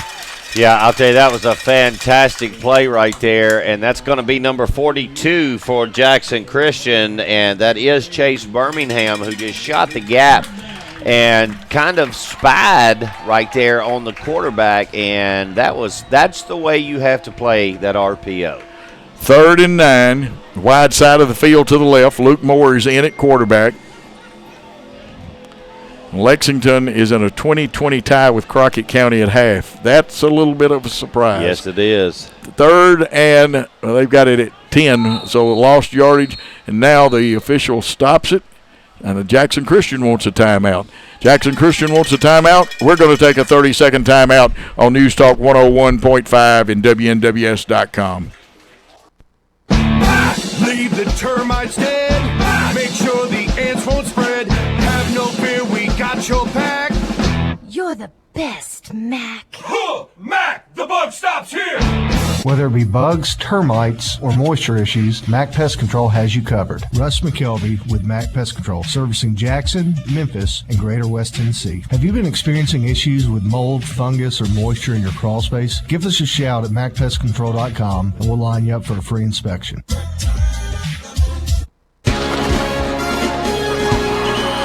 And back out of the timeout. It is a big 3rd and 10. Very quickly, Lonnie Cobb's Old Country Auto on the corner of Airways and the Bypass is a proud supporter of high school sports. Dave, quick thought before the Vikings come to the line. That's a big play for Jackson Christian right here. They're in a 3rd and 10 at just outside the 10, and if we can keep them there, they have no field goal kicker. We got a good chance to hold them. Here's the snap. Well, actually, they send a man in motion. Snap goes up in the air. Luke Moore does the best he can with it, picks it up off the bounce, and you had Nash. You had big number 77. Is that Brandon Bennett that was on that, and one more gentleman? Yeah, he was going to run that ball the whole time, and when the snap was a little high and it got away from him, that just totally explodes it, and that's when the defense did a fantastic job of continuing the pursuit. And actually, 77 is Charles Sims. Yes, it is, Mr. Sims. Okay. 3:35 and counting, 4th down. The ball is on the 20, 17 yards to go, and they're going for it. Yeah, they've got the thrower in there, yeah. This is Eason Wells. Let's find out where Luke Moore is. They'll look to him first. And they're going to crank it up looking for more. It's going to be a jump ball. Peyton Tinsley looked like he was going up to block one like he does in basketball. Well, that was a perfect defensive play right there. You knew they had to go for the end zone or close to it, so we put Tinsley back in the far safety. He pedals himself back into the end zone, almost gets to the tail end, sees the ball, goes up, doesn't try to intercept it, knock the ball down, we take over. That's right. You read, when you're playing there, you read the quarterback's eyes, and there was no look-off that I saw, Dave. It was straight focus for Luke Moore. Here come the Eagles, 1st and 10 on their 20, 80 yards away from pay dirt. Now, did they snap that ball? They ball started from the 20. Okay. Yeah.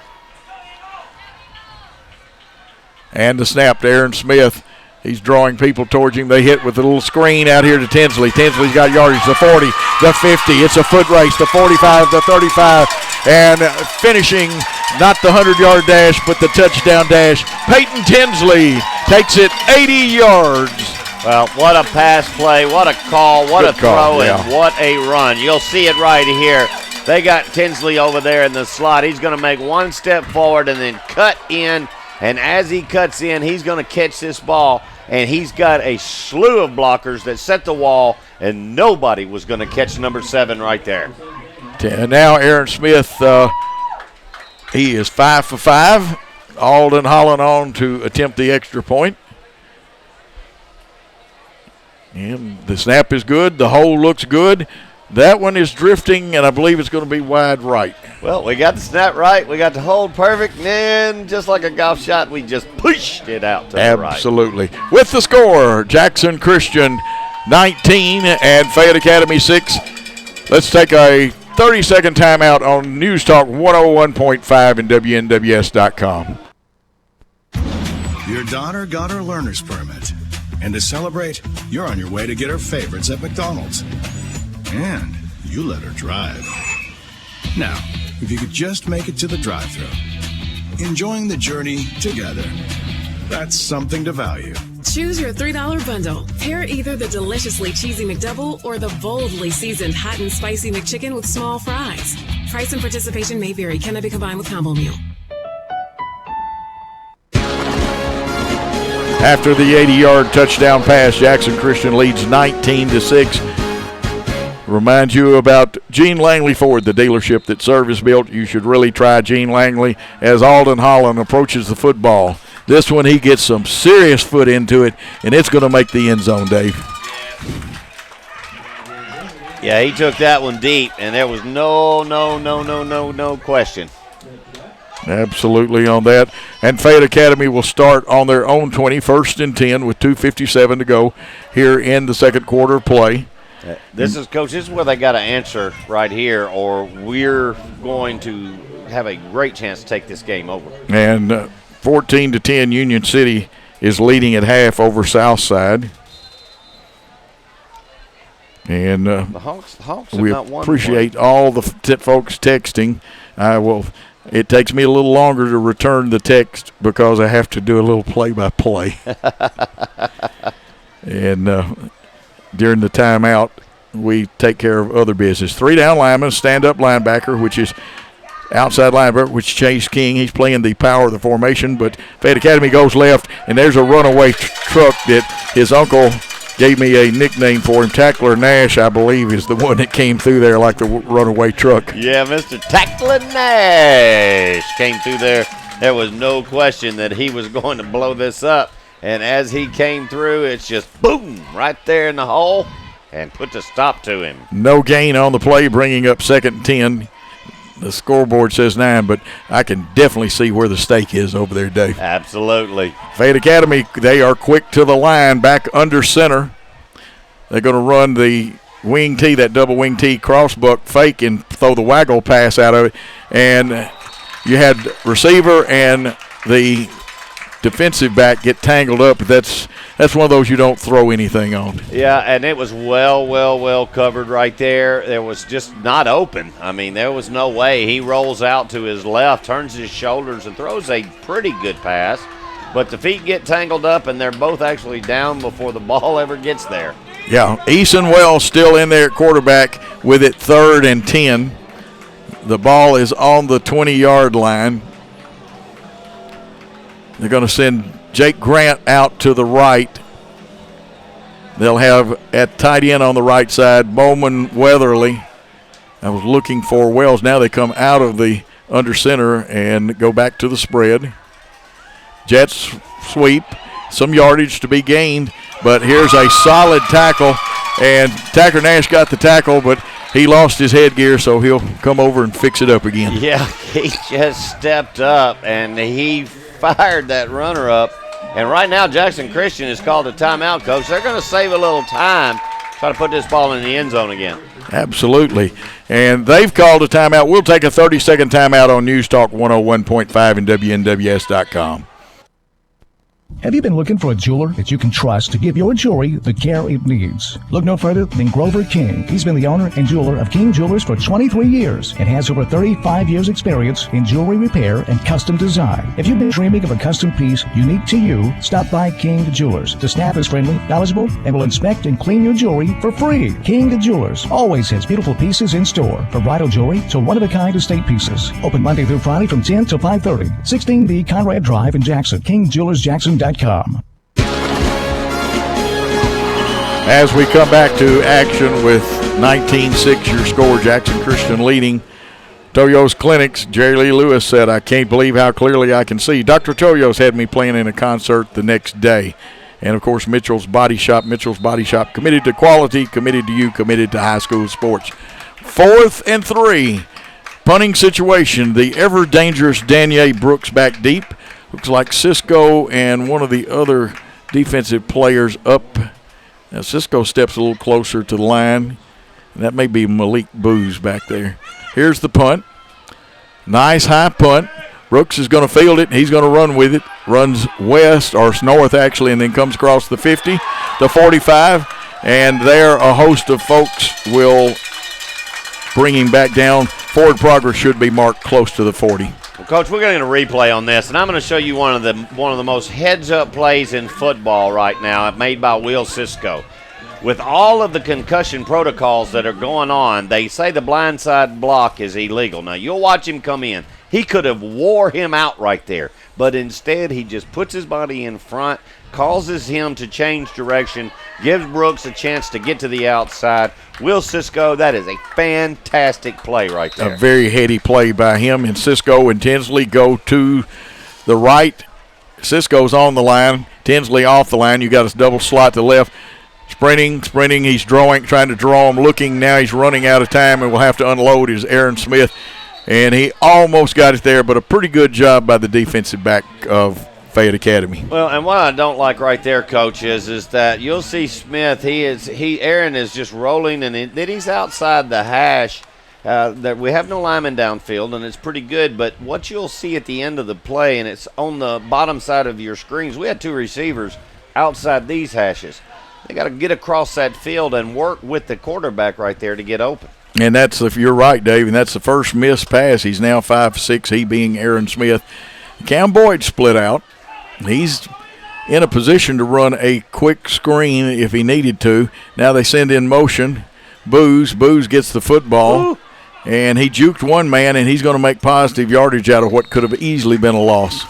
Yeah, and I'll tell you, Coach, right now the coaching staff has looked over here to the left, and you're going to end up right now with Danielle Brooks in a one-on-one situation with number 20, the cornerback on the right-hand side. And if they don't find this, I think they caught it. I think I know where this ball's going. Well, I'm going to tell you what now, the skinny post or the deep post, either one is open right now. That's not what we're running, though. Tucks it, he being Aaron Smith, gets his first down and more, gets down to about the 25-yard line. He's going to get the first down, and everything is good. We've got, I think, 2 timeouts left. I think we've only called 1. Yeah. That's the only thing about the scoreboard that I can't ever figure out is they do not have a timeout indicated. Yeah, and we don't keep those. My chart doesn't allow me to keep them. I'm going to have to get me a new chart or make one that has one. But it's first down. That's the 7th first down I have of the night. Here's Booz running to the right, cuts it back behind the blocks, sees the goal line. I bet this one's coming back, Yeah. I think, Dave. You're going to get a hold right there on big number 74, who was no way near going to make this play. And we'll see on the replay here as he takes the pitch, which is actually a pass, and he's going to cut it up. And then right here, you see the hold. Actually, it just got out of frame. So they're going to mark it back 10 yards. It's still going to be first down, but we're going to be behind the chains. Okay, that will bring it back. It will be a first down. First and what, about 15? Yeah, it's going to be first. Actually, it's going to be about first and, yeah, you're right, Coach. First and 15, 35 seconds left, 2 timeouts. We're not in panic mode. We're in a good spot. We've still got time. And, of course, we being the Jackson Christian Eagles, we are the voice of the Eagles. They're going to take a timeout. We're going to take a 30 and go back to the worldwide headquarters of 101.5 and WNWS.com. A 30-second timeout.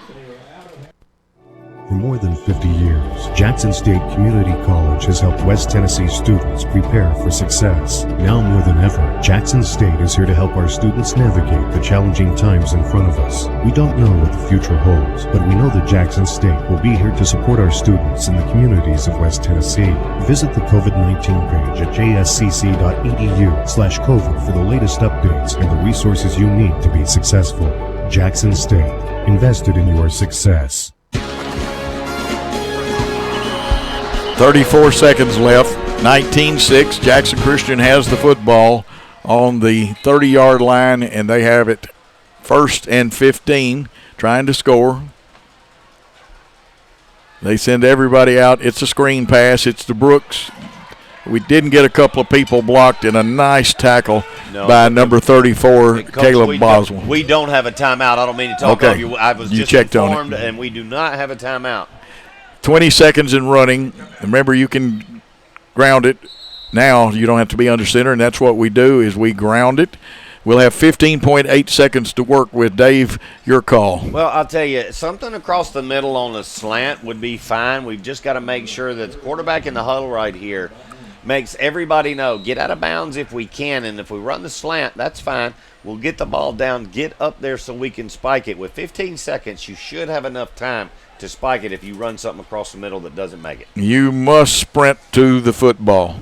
Everybody has to be told that right now. Now let's see if they're playing one high. I know we've got man coverage on most of the wideouts. Let's see if they swing Cam Boyd or they hold him to block. Their defensive end is widened out, and he's going to try to – he didn't beat him with the speed rush, but we do have one that got loose. Crossed the middle and caught, but they got to get up there and spike the football. Tinsley at the 2. It's going to stop for the first down mark. Now we got time. Good play. Now we'll spike it when they chop it in. Okay, now they spike it. That's an incomplete pass, but that doesn't matter. What we're interested in is we've got 8.3 seconds to stick the football in the end zone. Well, I'll tell you right now, remember now, we do not have, and the replay comes across, good job right there by Tinsley making a fantastic catch. Good pass right there. Yeah, House of Hair needs 3 hairdressers and a hair tech. Call 240-1660, open Monday through Saturday. And now did Fayette Academy call a timeout? Let's see. No, actually they're gonna call an offsides, which is gonna be half the distance on Fayette Academy on the spike. Okay, the ball on the left hash mark, wide side with 2 receivers out there, press coverage. They're going to look for Tinsley on the alley-oop. It's going to go out of bounds with 3 seconds left. Yeah, you got 3 seconds, so you're either going to you got to send a field goal unit in, and here it comes. And this is a good play. It'd be really, really nice to get some points on the board right here because of the extra points that you've missed. This would make up for it right now and send us back online for touchdowns. Of course, Aaron Smith the hold, Alden Holland the senior on to kick. They're going to put it down at about the 11, which makes it a 21-yard attempt. The snap, the kick, it's up, and they say no good as time runs out. So at the end of one half of play, Jackson Christian 19, Fayette Academy 6. Let's take a 3-minute timeout on WNWS.com and News Talk 101.5. Not much has changed at Old Country Auto since Lonnie Cobb took over. Nope, looks like they've got a larger selection now. Yep, they still have friendly folks to help you. Yep, it's the same laid-back atmosphere people expect from Old Country Auto. Yep, check out that family looking at that SUV. Yep, think they can buy? Nope. Well, they did and got a great deal, too. Yep, Lonnie Cobb's Old Country Auto sells Airways and 45 Bypass in Jackson or online at oldcountryauto.com. With 17 years experience, Tim Armstrong and his team at Reliable Lawn Care and Landscape are just what you need for weed control and fertilization for turf and landscape beds, as well as pest control and fungus on trees and shrubs. Let them design the perfect landscape for you, as well as irrigation work, hardscape installation, and low-voltage landscape lighting installation. They do it all at Reliable Lawn Care and Landscape, 234-0823, Tennessee Charter number 5398. Hi, I'm Dr. Toyos of Toyos Clinic. Are you ready to enjoy freedom from glasses and contact lenses? We now offer the latest technology, flapless LASIK. With flapless LASIK, the very next day you can swim, work out, wear makeup. Call our LASIK concierge for a free consultation. 800-603-1989, 800-603-1989. Toyos Clinic, flapless LASIK. See better, look better. Are you celebrating a new driver in your family? Mitchell's Body Shop says congratulations and welcome to the road. Remember to buckle up and be alert. And if your family should ever need auto body repair for your young driver and you want a safe yet economical repair, call Mitchell's Body Shop. Mitchell's has a lifetime warranty on all repairs and rental cars on site for your convenience. Mitchell's Body Shop, 96 Riverport Drive in Jackson. And don't text and drive. Don't fumble the ball when it's time to choose a body shop. Choose Mitchell's Body Shop. Mitchell's has a lifetime warranty on all repairs and has rental cars on site for your convenience. Free estimates and free local pickup and delivery. If other drivers were off sides and your car suffered a little unnecessary roughness, remember it's a win every time at Mitchell's. For a safe and economical repair, getting you and your car back in the game. Like Mitchell's Body Shop on Facebook. They're giving away tickets to some of your favorite games. Mitchell's Body Shop, 96 Riverport Drive in Jackson. Need a haircut on a Monday, but no salons open? We've all been there with hairdressers not open on Mondays. Not anymore. House of Hair opens Monday and every Monday. Walk-ins welcome, appointments to suit your schedule. And right now, House of Hair is looking to hire 3 hairdressers and a nail technician. House of Hair, a full-service hair salon. Open Monday to Friday, 9 a.m. to 5 p.m. Saturdays, 9 a.m. to 1 p.m. 16A Conrad Drive, Jackson. 731-240-1660. First in news, sports, and weather. Jackson's News Talk 101.5 FM. We are back here at halftime with 12 minutes and 30 seconds. The band is going to perform in a minute. You have to set your props and things up from behind. That is the background for your performance. 19-6 your score. Let's tell you about some good people that help bring you this broadcast, and tell all of these people you hear about you appreciate them bringing you Jackson Christian football. Now, Mack Pest Control, the bug stops here. Family-owned, operated Mack Pest Control for over 60 years has been solving some of life's small problems. Robert's Jewelers. Experience the Robert Jewelers state-of-the-art custom design studio, RJ Case. If you can dream it, RJ Case can design it. Also, Allegra Printing. Allegra Marketing, Print, Sign Company. The perfect solution to all of your marketing needs. And Sarah Chevrolet of Jackson. Actually, it's Sarah of Jackson. And let me tell you about them. One destination. They've got Chevrolet, Cadillac, Buick, GMC, Kia, 189 Stonebridge. And on Conrad Drive, you got the House of Hair. They need 3 hairdressers, a hair tech. Call 240-1660. They're open Monday through Friday. Now, Monday through Saturday. Monday through Friday, they're there 9 to 5. I think it's 9 to 1 on the Saturdays, and I think we'll have the band in the background. I think Dave Wade is taking a break. Here at Jackson Christian School, the girls soccer team had a big win this week. Also, the middle school football team defeated USJ 20-14. And here's Brother Dave back. So we had the middle school win 20-14. The soccer team had a big win, I believe, in overtime. And also, the middle schoolers play tomorrow night. I believe that game's at 6:30. I'll double check. Chase told me, and I didn't get a chance to write it down. And here's one for you. David Wade will appreciate this. Brady Webb of Jackson Christian qualified for the state golf tournament yesterday, shooting a 72. Oh, my goodness. What a great round. I shot 71 today, Coach, but, man, I'm telling you, at high school, when you fire a 72 right there, that young man's going to be playing at the next level. You might see him play on Thursday, Friday, Saturday. Absolutely. Sunday. He could be a force at the state tournament this year. Yes. And one of the mightiest bands for their size in the South and in the state of Tennessee is the Jackson Christian Eagle Marching Band and their performance. Dave knows more about music than I do before he takes over and gives you a little description. Covington leading Ripley 33-7 in the third quarter. That game's all over with the shouting at Covington.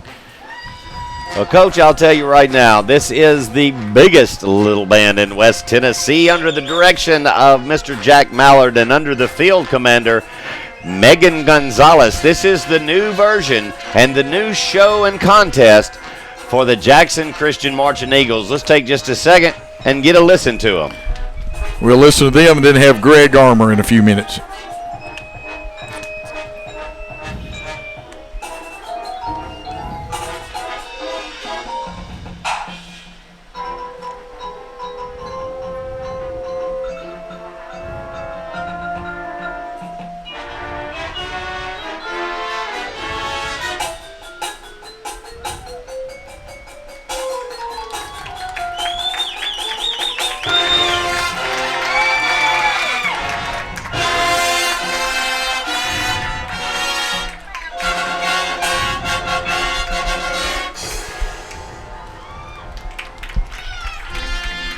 And there you have it, Coach.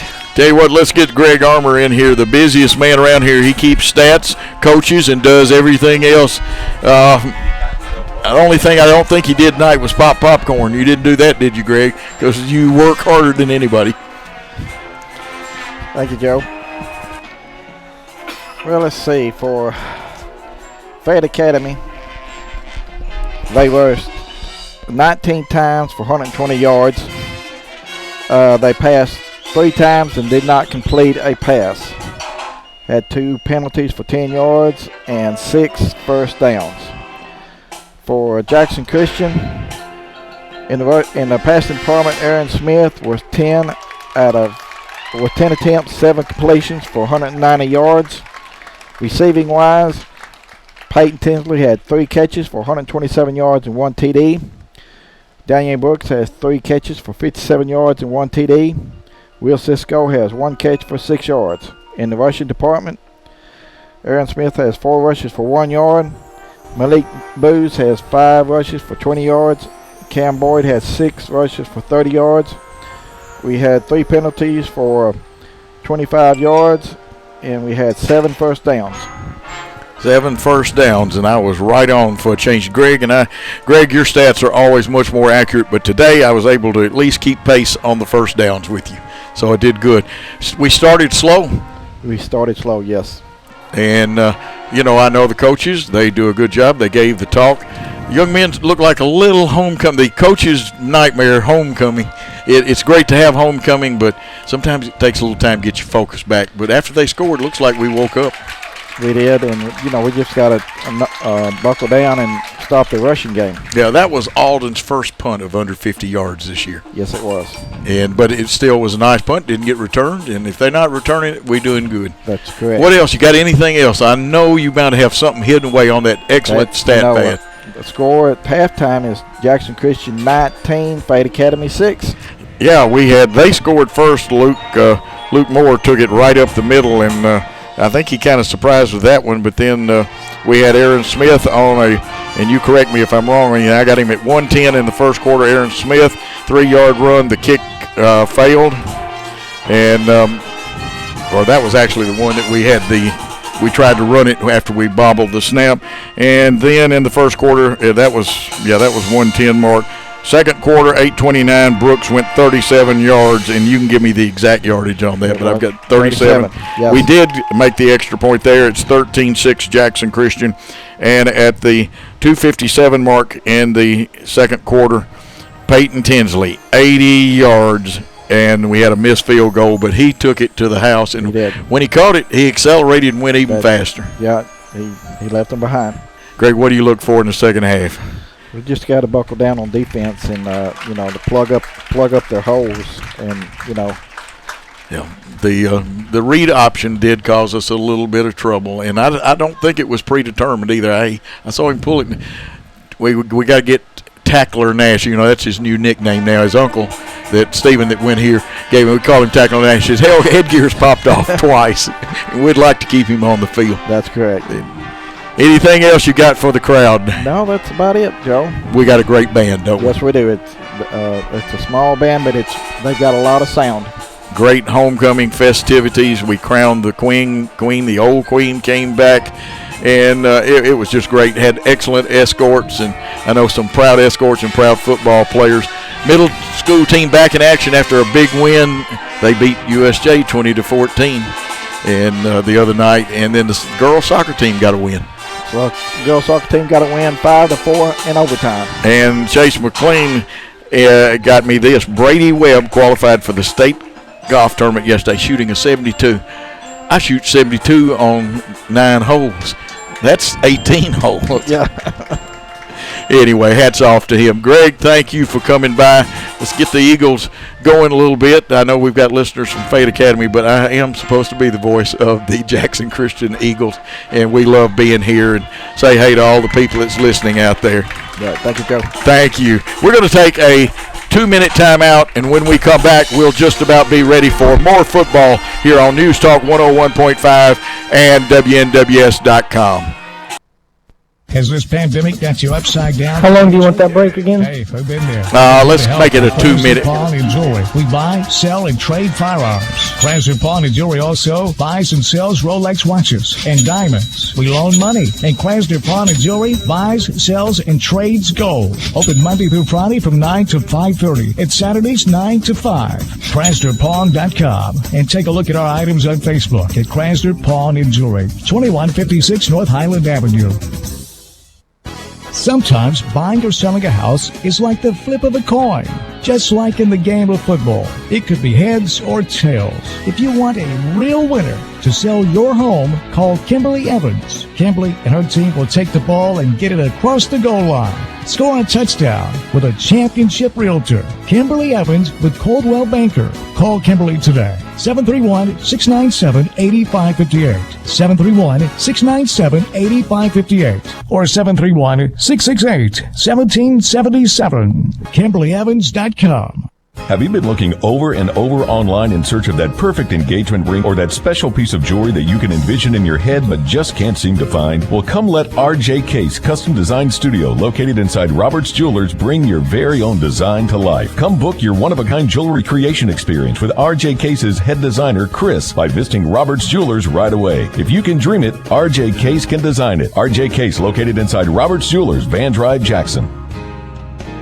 For the month of August and September, try our rich and creamy s'mores milkshake. Don't forget about happy hour at Sonic from 2 to 4 p.m. when drinks and slushes are 50% off. And hey, looking for a job? Sonic is hiring at all 6 Jackson locations. Apply online at snagajob.com and select Jackson TN for the area. Enjoy cool treats on these hot nights at all 6 Jackson Sonic locations. Sonic of Jackson, proudly supporting high school athletics. Keeping you informed, alerted, and entertained. We're Jackson's News Talk, 101.5 FM. Back at Jackson Christian School, where the Eagles are leading. And I'm trying to get my dials adjusted. A little bit of technical problems tonight, but thanks to Greg Wood and Cam and Michael Doles and Seabass, we sent him some scores. Very quickly, Well, let's go over a couple of these sponsors. Kimberly Evans at Coldwell Bankers Real Estate 1. Call her office at 668-1777 or her cell phone at 697-8558. If she doesn't answer by text or call in an hour, she will cut your lawn for free. And Sonic of Jackson, order in app for happy hour daily 2 to 4 half price drink and slush specials, also half price cheeseburger on Tuesday. King Jewelers, fine jewelry, friendly staff, custom designs, and quality repairs. See Grover King at King Jewelers. Dave, you are the coach. You're the color man here, but you're also a coach and have been a referee.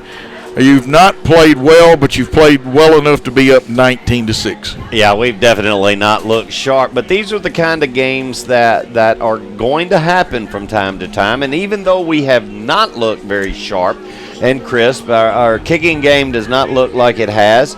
And different things have happened, but you've got right now a 19-6 lead. That's what has to happen when you have a game like this.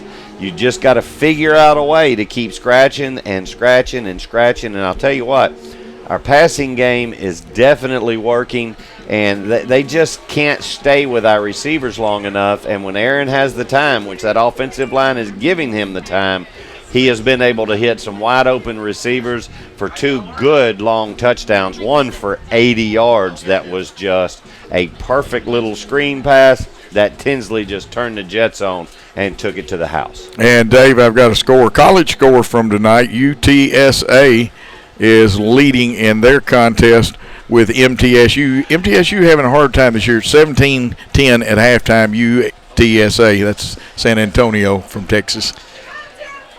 Well, I'll tell you, Coach, loving the college is starting, and, hey, the Vols play tomorrow. But speaking of college, we had a good signee that we just signed from Bolivar Central, Brooklyn Jemerson, a big power-hitting first baseman who has played extremely well in travel ball. And we are so glad that she chose Freed Hardeman. She'll be coming in next year. And so we congratulate Freed Hardeman on that and us, and Brooklyn Jemerson for doing well. And tomorrow, Coach, at Freed Hardeman at Morgan Stadium, we will be hosting Itawamba Community College out of Mississippi, one of the top junior colleges in the nation. Really, they got a really good program. Coach Andy Kirk does a great job down there. But they will be visiting Morgan Stadium tomorrow. We will start at 9 o'clock. We will play Itawamba at 11 and 3. There will also be a really good travel ball team from the Memphis area. The Tennessee Bombers will be coming in to play both of our JV teams. So if you want to see a good softball contest tomorrow, come on down to Freed Hardeman and take a watch. They got a great field down there too, folks. You need to go see their field. I've been informed that Hardin County is leading. This looks like the late third quarter, 42-6. All starters are out. And this is over Munford, a 5A school. Yeah, 5A school, and Munford in history, Coach. They were always a powerhouse. Of course, right now with Brighton and Covington pulling against Munford a little bit, they've not had the year that they really wanted to have in the last couple of seasons, but that is still a hard-hitting 5A school that Hardin County is taking care of. Yeah, Rivers Hunt has scored 3 touchdowns. John Whitley has over 100 yards, and that was given to me around halftime. Wow, man. Wow. I'm going to tell you, Hardin County is a team to watch. Jackson Christian to kick off, and you're right, Dave. I cannot see. I know it may be 22 is the deepest man. We'll have to wait till he turns just a little bit to see those numbers. But Alden Holland gets ready to address the football, moves forward, speeds up, puts his foot into it. Nice high, end over end, fielded at the 2.5. Coming straight up the middle is the receiver, and that it was 22 and a nice return of about 30 yards. Yeah, I'll tell you right now, that was Colin Hansen, and Coach, that's what you want in a return. You don't want anything going, in this case, north to south. You want east to west, right up the middle. He took it straight up from the 2 and got almost a 30-yard return. And Henson with the return. And it's Fayette Academy football, 1st and 10 on their own 31-yard lines where the official spot is. Big drive right here for our defense. We need to shut them down, get the ball back, and take over this ball game. Okay, I see Chance King in at an outside linebacker. Now both outside linebackers have moved up, giving us a 5 front. They run the dive, but he bounces it outside, he being the fullback, and that is number 25, Bo Culver. Yeah, we got a flag coming in from the back judge. I'm not really sure what this is unless he sees a hold. He's talking on the radio to Pete right now, and we're going to have a hold against Fayette Academy, and this has happened downfield if the back judge is the one that threw that. So it's going to be 10 yards from the end of the run. That moves it back, and it stays first down. It does. Now, they went from the spot of the foul right there, and the foul must have been downfield a piece here. The end of the run would have been at the 35, so I'm really not sure where that was marked. But it looks like it's marked, on the 29? Interesting penalty. Yeah, it's very, very interesting. 3 down linemen. Now the linebacker loosened up. Can you shift to it at the same time like that? Yeah, they can, as long as they reset. Yeah, okay, as long as they reset. There's and a nice gain of about 6 yards for Luke Moore, who is their leading rusher, they being the Vikings of Fayette Academy. He is, and I get tickled. I really get tickled because as soon as that happened, the screams come down. Illegal motion, illegal motion. No, it's not. You can move anybody you want to as long as it's not that interior lineman and as long as they reset. One of them's got to come set, right? Both of them have to become set. I've learned some more everybody football. Has to be set for a second, and then somebody else can go in motion. Okay, 3 receivers, one of them a wing back to the left. In motion is the wing back. Now he sets up and going to be a pass blocker. This one thrown over the middle, and they've got a man wide open. And that is complete down to about the 45 of Jackson Christian. So a 20-yard pickup and a first down, and we didn't have any middle coverage then. No, they found the seam, and Malik was sitting there in the safety position and moved over and made a really good hit. I mean, he made a good tackle and stopped it for any more, but they did find the seam right now. Just a little bitty dump across the middle behind our linebacker. Now the play being signaled in. If you wonder why they stand, all look to the sideline. You have a wide out to the left, a wing right, and a wing left. This is more like the old wing T type with the double wing. A handoff to the fullback going off the C gap, or really closer to the B gap, over left tackle, and good yardage. Yeah, Chance King got a hold to him with the one paw wrapped up and the other one clean, and he just rolled him down. But the gain of 4, it just off tackle. It was a good tackle by Chance, and I'm telling you, right now, these two are going at it. Yeah, they being Fayette Academy will give you a lot of good looks. Give Michael Hodem time. He'll have a very good football team. Here's a fake pass. Supposed to be the waggle play. There's a man open, and we blew the coverage, and I didn't see the flag. Dave's right, and good yardage gain that time by the quarterback. Yeah, this is all coming back right now. Mr. Norville says we have a holding against Fayette Academy. It's going to go 10 yards from the spot of the hold. And that was a good run by Easton Wells. Yeah, it was. And you know that when he set back, he wanted to get rid of it quick, and there is the hold. 52 had him by the jersey. You just can't do that. You got to let go of him at that point. He was not going to make that play, but as a lineman, you don't know where that quarterback is. You don't think he was admiring the material of the jersey on? Yeah, this feels really good. I'd like to hang on to it. But that, they've said it before, Coach. A scrambling quarterback, once you don't know where he is, absolutely, you're trying to protect him. Luke Moore left. Looks like Henson also the left. It's a double slot formation. Now they get straight on who's on.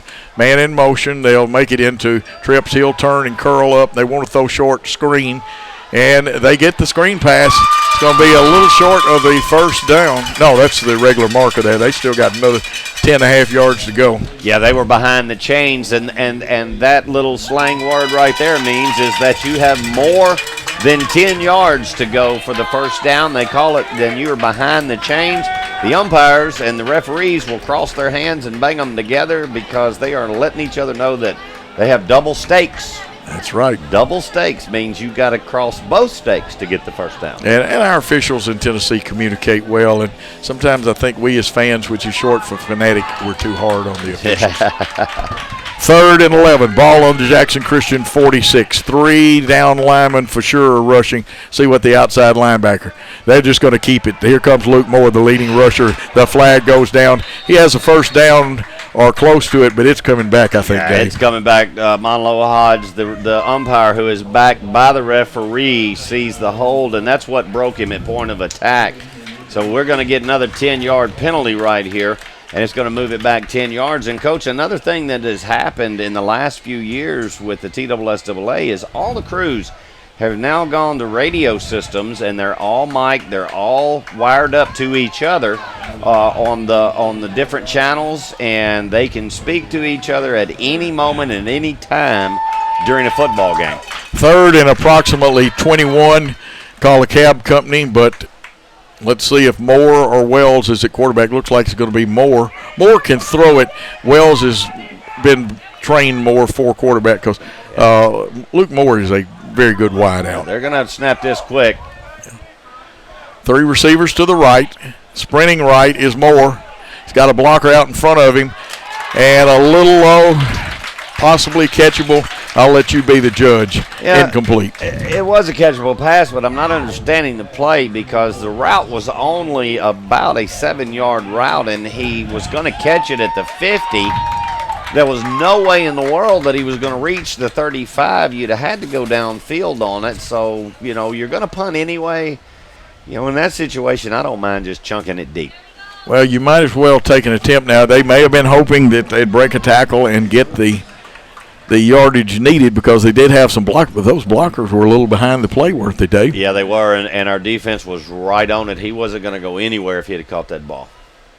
No rush, punt safe, nice punt. Let's see what Brooks does with it. He catches it and barely got it pulled in, and right on top of the play, bearing down on him was number 7, Tanner Howell, and he's been involved in a couple of those nice plays like that. Yeah, you'll see a good spiral, and it is a rocket that comes in. But I still like the fact that Brooks is not scared to catch this ball. It was a good tackle. If he shakes that one, then he breaks that out for about a 20-yarder. But if he lets that ball go, it's probably bouncing inside the 5, and we end up with the ball right on our goal line. So good play by Mr. Brooks. Ball on our 14. We are 86 yards away from pay dirt, leading 19-6, 7:16 to go in the third quarter of play. Man coverage. And keeping is Aaron Smith, makes one man miss, drags another man for, and I call it a rollover. When you lunge and roll over with it, he gets the extra yardage. Yeah, he did a great job right there. He found his hole. This quarterback draw all the way on the replay here. You'll see him take the step back, and then he fakes a handoff and then cuts down to the right, gets behind. If he could just slip past 53, he definitely had Tinsley and number 56, which is going to be Mr. Mainers out there with him, and he could have broke that for a long one, but he gets 5. 2nd and 5, our ball on the 19. We're into third quarter play. 2 receivers to the left of the formation, 1 running back, 1 wide out to the right. Quick pass, bobbled, caught, pulled in, first down territory, and Moore getting across the 30. That looked like Peyton Tinsley. Yeah, just a quick hit. Peyton Tinsley takes 1 step. He gets the ball into his hands. He bobbles it a little bit, but gains control and gets the first down. 8 for 11 passing. 13-yard pickup and the first down. Quickly to the line of scrimmage at the 6:16 mark come the Eagles. Treps left. Tight end is to the right of the formation. Quick pass, 2 blockers. They need 3, though. And Tinsley will be rolled out of bounds at, about the 33, 34? Yeah, and Caleb Adams right there for Fayette Academy made a really good tackle on a play that could have gained a little bit more, but he got over there and it got probably he's outweighed by 30 pounds, and he got Tinsley to the ground. Sure did. Very little pickup, maybe an inch. Tight end is to the left of the formation. Flanker to the left. 2 wideouts to the right. They're going to send the man in motion. There's the little flip pass. This is Cooper Cantrell running east-west now. We're going to get a flag. It's got to be holding it, Dave. You know it is. When it stretches out like that, it is definitely going to be a hold. The only thing else it could possibly be would be illegal hands to the face, but I don't believe you're going to get that when it's thrown by the umpire. Or, excuse me, the referee. And Mr. Pete will say, it's a hold against the blue team. And they're going to go 10 yards back from the spot of the foul. And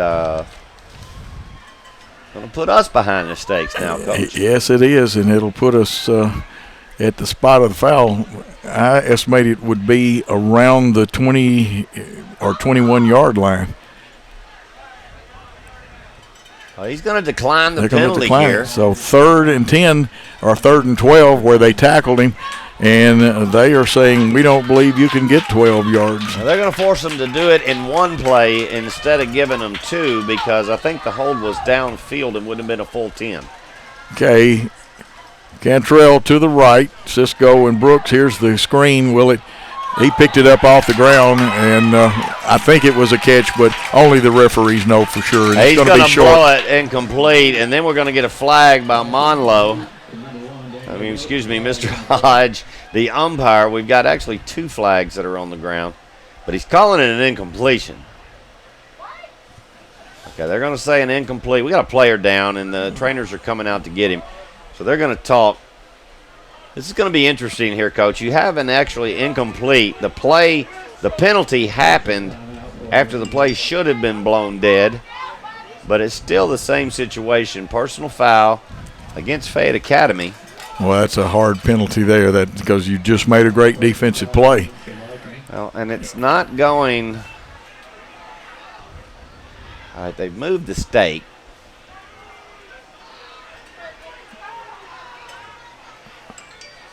Still short of the first down, though. Yeah, and through all of this, we do have a player down, and they are looking at his right knee. Coach, you may take a break here. Yeah, may take a second. Let's go ahead and take at least a 30-second timeout. A 30-second timeout on News Talk 101.5 and WNWS.com. If you're ever involved in an automobile accident, the last thing you need to worry about is what to do next. It's simple. Call Precision Auto Body at 783-0075, and they can handle the rest for you. With rental cars on site, they can have you back on the road with no delay. They repair all makes and models, both foreign and domestic. No need for you to run to a franchise or dealer where you're just another number. At Precision Auto Body, you're known by your name and your concerns about your vehicle. And back, the injured player that looked good, he was able to walk off. Don't see Peyton Tinsley, and this is the 3rd play he's been out. Cam Boyd looks like in the backfield. They'll send Cooper Cantrell in motion. They fake, and they come with the crossbuck action to Cam Boyd, and it is they gave him the first down, and they said it was far enough. And now the nice carry by Cam Boyd. That was good counter action, Dave. It was just countered out right here, and he kicks it out and tries to get it. But I'll tell you, the fundamentals that Fayette Academy is running defensively does not give him the outside. And after this play, Coach, I'll explain what the penalty was and exactly how it was administered. Okay, slot right, a wing back in motion. They're end over, and they give to Boyd, and he goes straight ahead. He's got the 10th first down of the night for Jackson Christian. Yeah, he pushes forward, gets the first down. Now, back on the penalty, you actually had an incomplete pass was the final ruling, and the play was not blown dead. And then at the end of the run, there was a personal foul that was called on Fayette Academy. So they went back to the original line of scrimmage because of the incompletion, marked off 15 yards for the personal foul. It gave them the first down. A lot of people will say, well, it should have been blown dead and he shouldn't have got it. Well, it doesn't matter. If it happens, it happens. It happens. Looks like Malik Boo's in with Aaron Smith in the backfield. They'll send Tinsley in motion. Double reverse. It was smelled out, but Will Cisco made the man miss, and he's got yardage down the sidelines past the 31, and they say he stepped out of bounds. Oh, I want to see that replay. Well, here comes the replay. There's 2 things. Watch this. Here comes the reverse. Now keep your eye down on the bottom of the screen. Number 11, our quarterback makes a great block, and then boom, he just lowers Yeah, he got him head out of bounds. and pushes number 5, who is Deal. He's going to actually take himself out right now. Number 5 is going to ease towards the sideline. He took a wallop. Great run by Cisco. Nice double reverse. And here's Taylor in motion. They spin, give to him. He cuts it up inside. Positive yardage. Breaking tackles. Jackson Taylor down across the 20.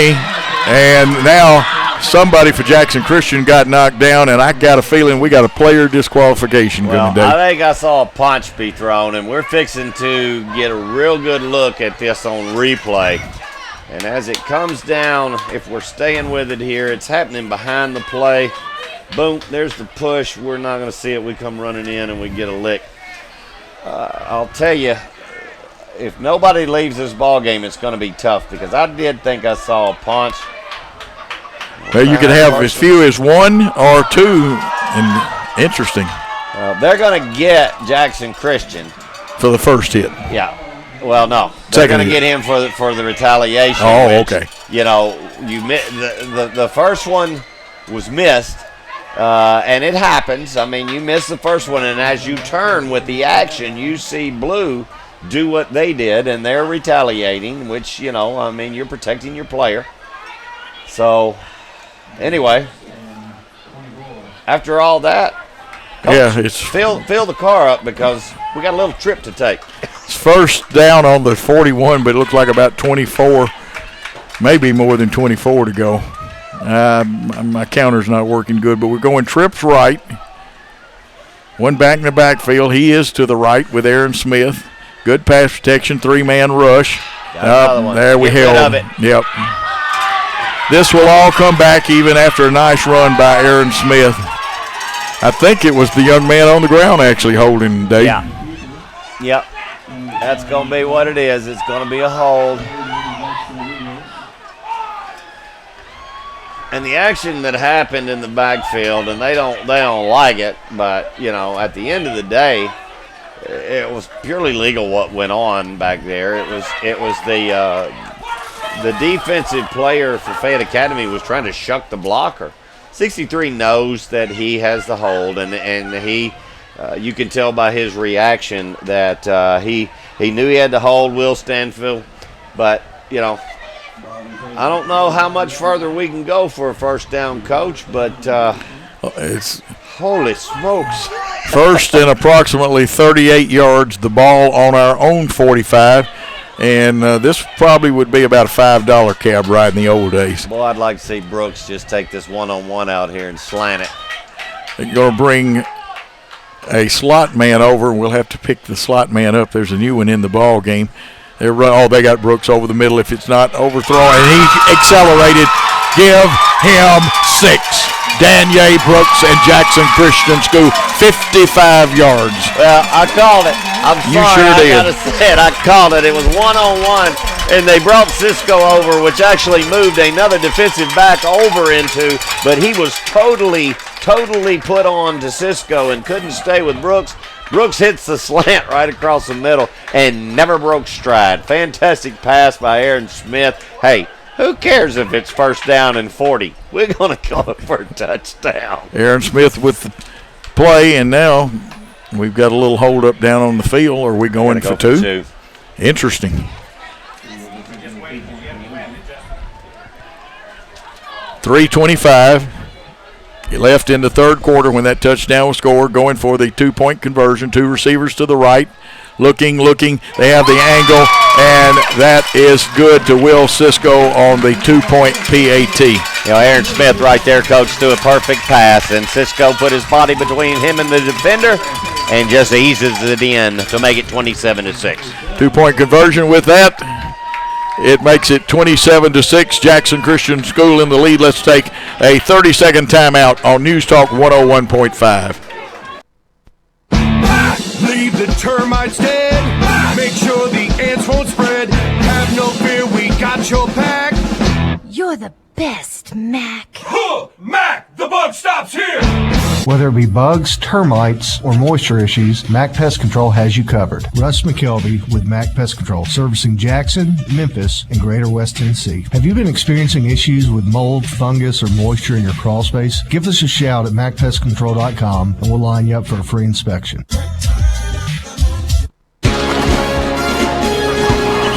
We are back waiting the appearance of Fayette Academy to receive the kick. It's 27-6. Robert's Jewelers. Experience Robert Jewelers. State-of-the-art custom design studio RJ Case. If you can dream it, RJ Case can design it. Sarah of Jackson. One destination, so many choices. Chevrolet, Cadillac, Buick, GMC 189, Stonebridge. Here comes Alden Holland. He gets it high. He gets it deep. It's back in the end zone. We'll put it on the 20. Oh, man, that's a great kick. I'll tell you right now, I guess he didn't want to go for two. And we get the 2-point conversion, and then he just booms it all the way almost through the uprights. And Dave, I haven't had any updates, but USJ was leading McKenzie 28-12 at halftime. In the third quarter, Nashville Christian 41, Clarksville Academy 7, and in the fourth quarter, Covington 47-14 over Ripley. And of course, Hardin County was way out in front of Munford a while ago. Oh, I tell you what, that Hardin County team, Coach, whoo, man, I'm telling you what, they're going to be a force to reckon with. Absolutely. Here come the Vikings again in the two-wing version of the spread, or with a quarterback. Some people would say that was a shotgun. They give it off, but well defensed by Jackson Christian. Yeah, right now their offense is going to be put into a situation where we can pretty much predict what's going to happen. So our defensive line right now is going to be able to just pin their ears back and really rush hard. I think Everett Wells had the last tackle, brings up 2nd and 10, ball still on the 20. We're late in the third quarter with Jackson Christian leading. Let's see what we've got here. Looks like they're going to go under center with the wing T, is what it's called, double wing, though in this case. The counteraction sprinting out is Eason Wells, throws across. Good coverage by Tinsley. Yeah, they're going to want pass interference right there, but that is incidental, and you'll see the feet get tied up. This is not pass interference. I mean, sometimes this happens. He's chasing him across right here. No hands on, and he's diving for the ball. They just touch feet, throws him off balance. Right, Eason Wells, the throwing quarterback, still in the football game on 3rd and 10. 2:40 to go in the third quarter. It's homecoming here at Jackson Christian. Today before the night's over, you still got some of the royalty. We'll mention those, and congratulations to the wins by some of the other athletic teams this week. Snap back to Eason Wells. He looks. He's flushed out of the pocket, runs to his left, completes it. A nice pass. He found the receiver at about our 40, and Fayette Academy will get a first down, and that was number 12 with the reception, Luke Moore. Yeah, Luke Moore is definitely the best athlete that they have on their team, and you'll see right now that he buys himself just enough time to let Luke get downfield. Scrambles out to the left, and he's coming up on the line, throws a very, very sharp pass. And there's no question that Luke is a extremely, extremely good athlete. Have the 8th first down. My stats are unofficial. Again, I call it the double wing tee with the man in motion, ripping off of the left tackle's hip and getting 9, and with a little push from his friends, getting the first down will be the running back. You have a single running back, 2 wings, and you send 1 wing in motion. Yeah, and, he just hit the tackle right there. And boom, boom, he goes down, and they keep going that direction. That was a really, really good run, really good blocking scheme. And you got to hand it right there. That was a hard run. Dave, in the old days, we call that the belly play out of the double wing tee. Yes, absolutely. And in the old days, they could either leave it in there or they could pull it back out. And now back to a shotgun type snap. It's really a spread formation now with 2 receivers to the right. They shift the wing back over to the left. Dropping back 3 steps. Eason Wells looks across the middle. He's got a receiver, but it's going to be jump ball. And it bounces off of 2 people. And 22 was in a great position. Bo Culver, he almost caught it. Jackson Christian touched 2 of them, too. Well, and, we put a good lick on the quarterback right there, and it was legal. It was right in the chest, and he throws it up for grabs. And, Coach, a ball that bounces around that much, sometimes gets picked off, but they had spread our secondary out so much that we just couldn't get to it. Here's one for you. Mike Dole's our good friend at WNWS and one of our coordinators and also the show host of the Midday Smack, says that South Gibson leading 45-29 over Haywood. Here's the second down and 10 play. After the incomplete pass and a nice game but some good tackling. Looked like Chase Birmingham at the bottom of the pile. Yeah, Chase Birmingham comes up, and Luke was running this ball, and you'll see when he takes it, his lineman is in his way, Coach, and he puts his hand out and just pushes that lineman out. He says, get out of here, I got to run this ball. But we got a great tackle right there. Good job by Tacker Nash. Absolutely. Here's the man in motion. And now he'll slow up because he can't turn unless he sets. And he set just like Dave told you about how they do it. And this is Luke Moore back at quarterback with two wings. And they give on the jet sweep. They run it a little deeper. And it's going to be close to a first down. I believe they have it. Yes, they got a couple of yards to spare. Yeah, they're keeping this ball on the ground and gaining some chunks of yardage and starting to run their offense. The score is really lopsided. You would think they would be passing, but, Coach, they don't have the ability to make those big plays through the air, not as common as they have here. Well, they got to throw the bootleg, the waggle action off of their wing tee stuff, and then they've got a couple of spread formations. 20 seconds and counting. That probably was the last play of this quarter. And with 16 seconds and Jackson Christian leading 27-6, we're going to say that's the end of the third quarter play. Let's take a 1-minute timeout on News Talk 101.5. Your daughter got her learner's permit. And to celebrate, you're on your way to get her favorites at McDonald's. And you let her drive. Now, if you could just make it to the drive-thru, enjoying the journey together, that's something to value. Choose your $3 bundle. Pair either the deliciously cheesy McDouble or the boldly seasoned hot and spicy McChicken with small fries. Price and participation may vary. Cannot be combined with combo meal. Have you been looking for a jeweler that you can trust to give your jewelry the care it needs? Look no further than Grover King. He's been the owner and jeweler of King Jewelers for 23 years and has over 35 years experience in jewelry repair and custom design. If you've been dreaming of a custom piece unique to you, stop by King Jewelers. The staff is friendly, knowledgeable, and will inspect and clean your jewelry for free. King Jewelers always has beautiful pieces in store, from bridal jewelry to one-of-a-kind estate pieces. Open Monday through Friday from 10 to 5:30. 16B Conrad Drive in Jackson. KingJewelersJackson.com. Jackson Christian football on 101.5 and WNWS.com. Streaming 27-6. The Eagles lead. We're ready for fourth quarter action. House of Hair. House of Hair needs 3 hairdressers and a hair tech. Call 240-1660. Open Monday through Friday 9 to 5 and open on Saturdays 9 to 1. Mitchell's Body Shop. Committed to quality. Committed to you. Committed to high school sports. Dave, running it eats up a lot of time. You're down 21. Can you get back running the football? No, I don't believe you can get back in this game running the football, but I think what Coach Odom's doing is just getting his offense in gear for later on down the line. Henson in motion. They faked the give to him. Keeping was Luke Moore. We had a couple of arm tackles broken. He'll get a short gain. No chance King was there, and I hate to not give credit to a couple of other young men that's getting up off the pile. Yeah, I'm going to look at this, and the quarterback, Luke, gets bent up in a kind of a weird position, and he was a little slow getting up, but we get a good pressure in there, and that's big number 71 and big number 79. So there we go with Cedric Anderson and then number 79, Brandon Bennett, who is taking up some room in that middle. Absolutely. He definitely takes up some room.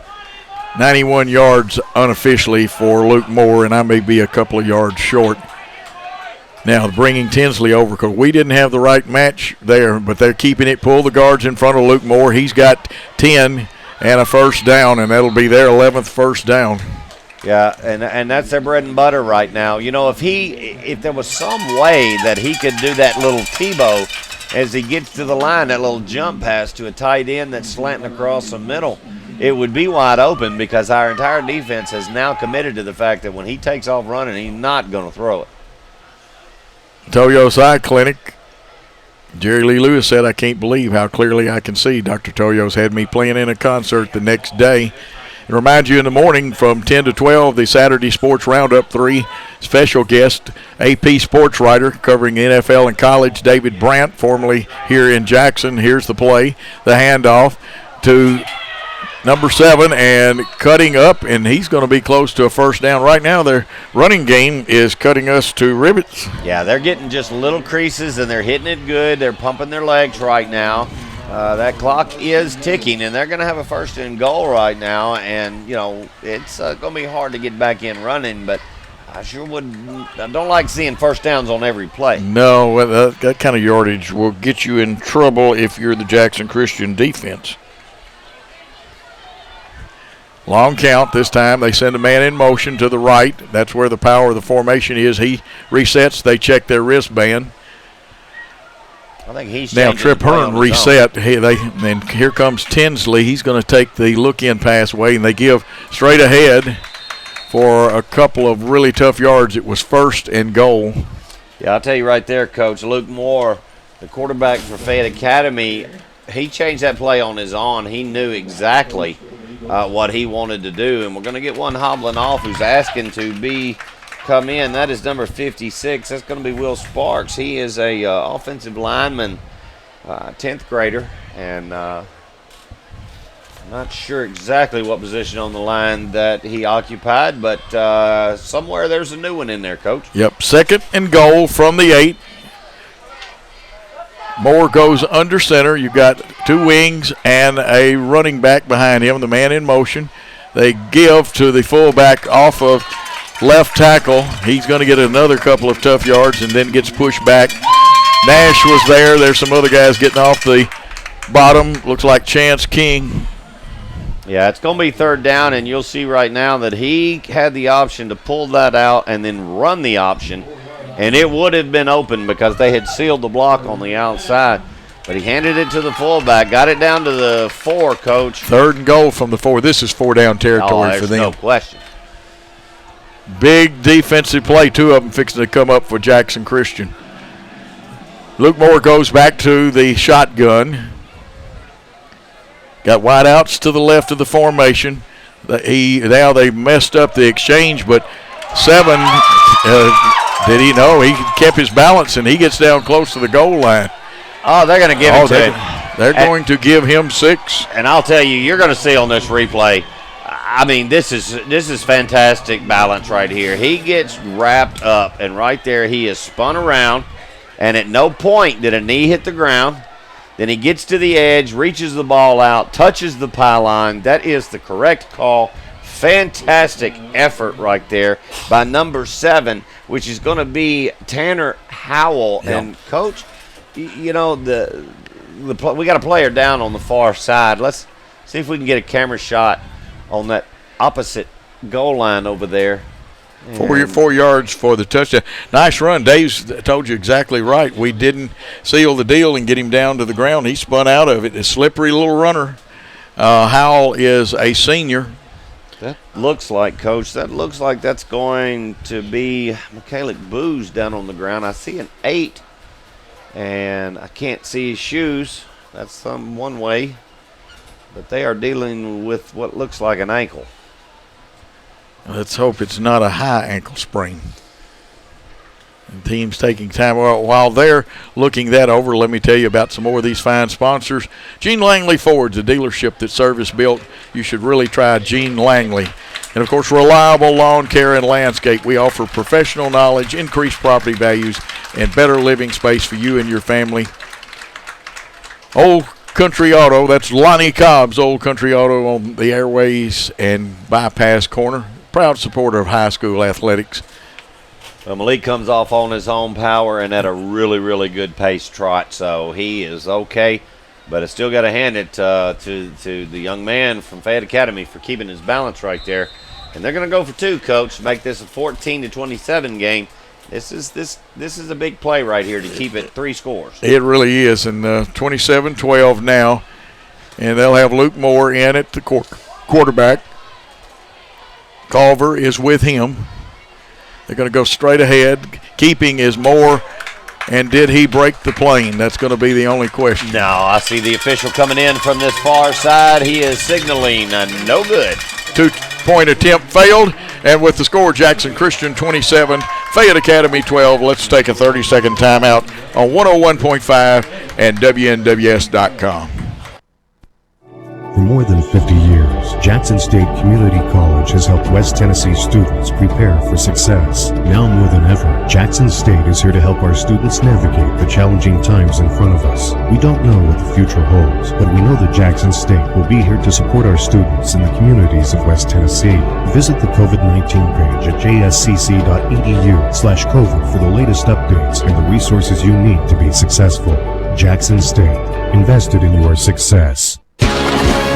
Back here at Ronnie Fowler Stadium. Here's Dave Wade with some homecoming information. Yeah, we just want to report to you, if you missed it at the first of the telecast, the homecoming court was Taylor Bain, escorted by Daniel Green, Tess Humphreys, escorted by Carlson Holt, Riley Bolton, escorted by Jack Johnson, Sydney Buchanan, escorted by Cooper Bankley, Caleb Bennett, escorted by Cooper Cantrell, Ella Williams, escorted by Chance King, Aaron Baines, escorted by Aaron Smith, and Elena Hall, escorted by Chance Birmingham. And the winner and the homecoming queen for 2020 is Kylie Coleman, escorted by Will Cisco. Absolutely. Now let's hope they don't have a Dallas Cowboys style onside kick. Man. Do they pop it up in the air? Do they try the two-bounce onside kick? The Good Hands team is in.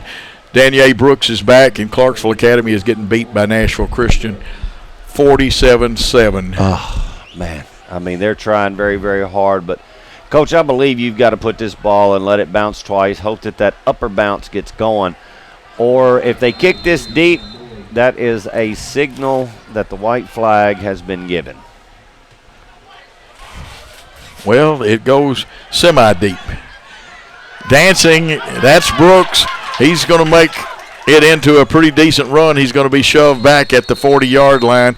And here we go we're going to try to take that football. I believe that young man's got strong hands down there, Daniel. Yeah, he did. And Daniel tried to hand it to him after it was over. 22 said, no, I don't want it. And then they slapped hands and they went about their business. But, Coach, I believe Coach Odom right there just signified with 8:24 left is that, that's kind of the white flag.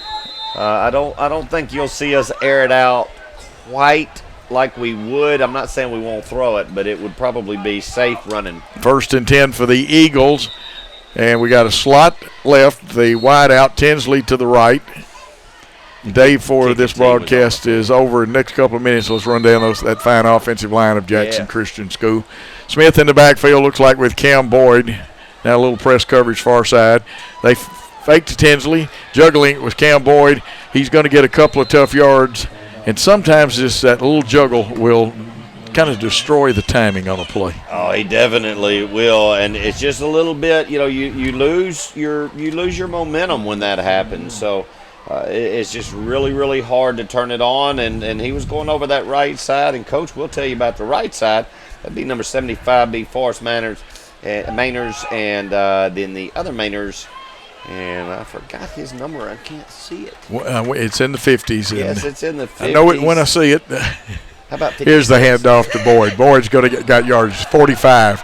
There comes the flag, 2 flags down. He had the first down, but this is going to come back. Well, there's 3 people that saw that. And the flags are within a half a yard of each other. So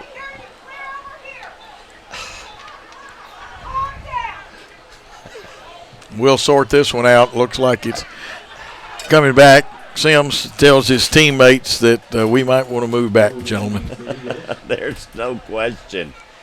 I'm telling you, there was more flags in the air right there than on Independence Day. And one of the wonderful fans down below was making sure that the Fayette Academy people said, we saw it from all the way over here. Yep.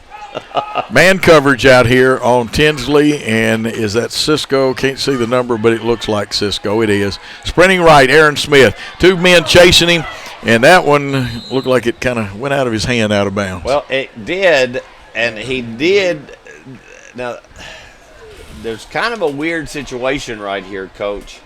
They can rule that a fumble, that it left his hand, and they'll mark it where it was, or they'll come back to the line of scrimmage. Now, if they come back to the line of scrimmage, like it or not, that is intentional grounding. There was nobody there. Well, it looks like it's close to the line of scrimmage. I think the referee's going to want to talk about this, Well, though. I think he's going to move the ball forward a yard. I think he was 1 yard behind. Okay, very good. Yeah.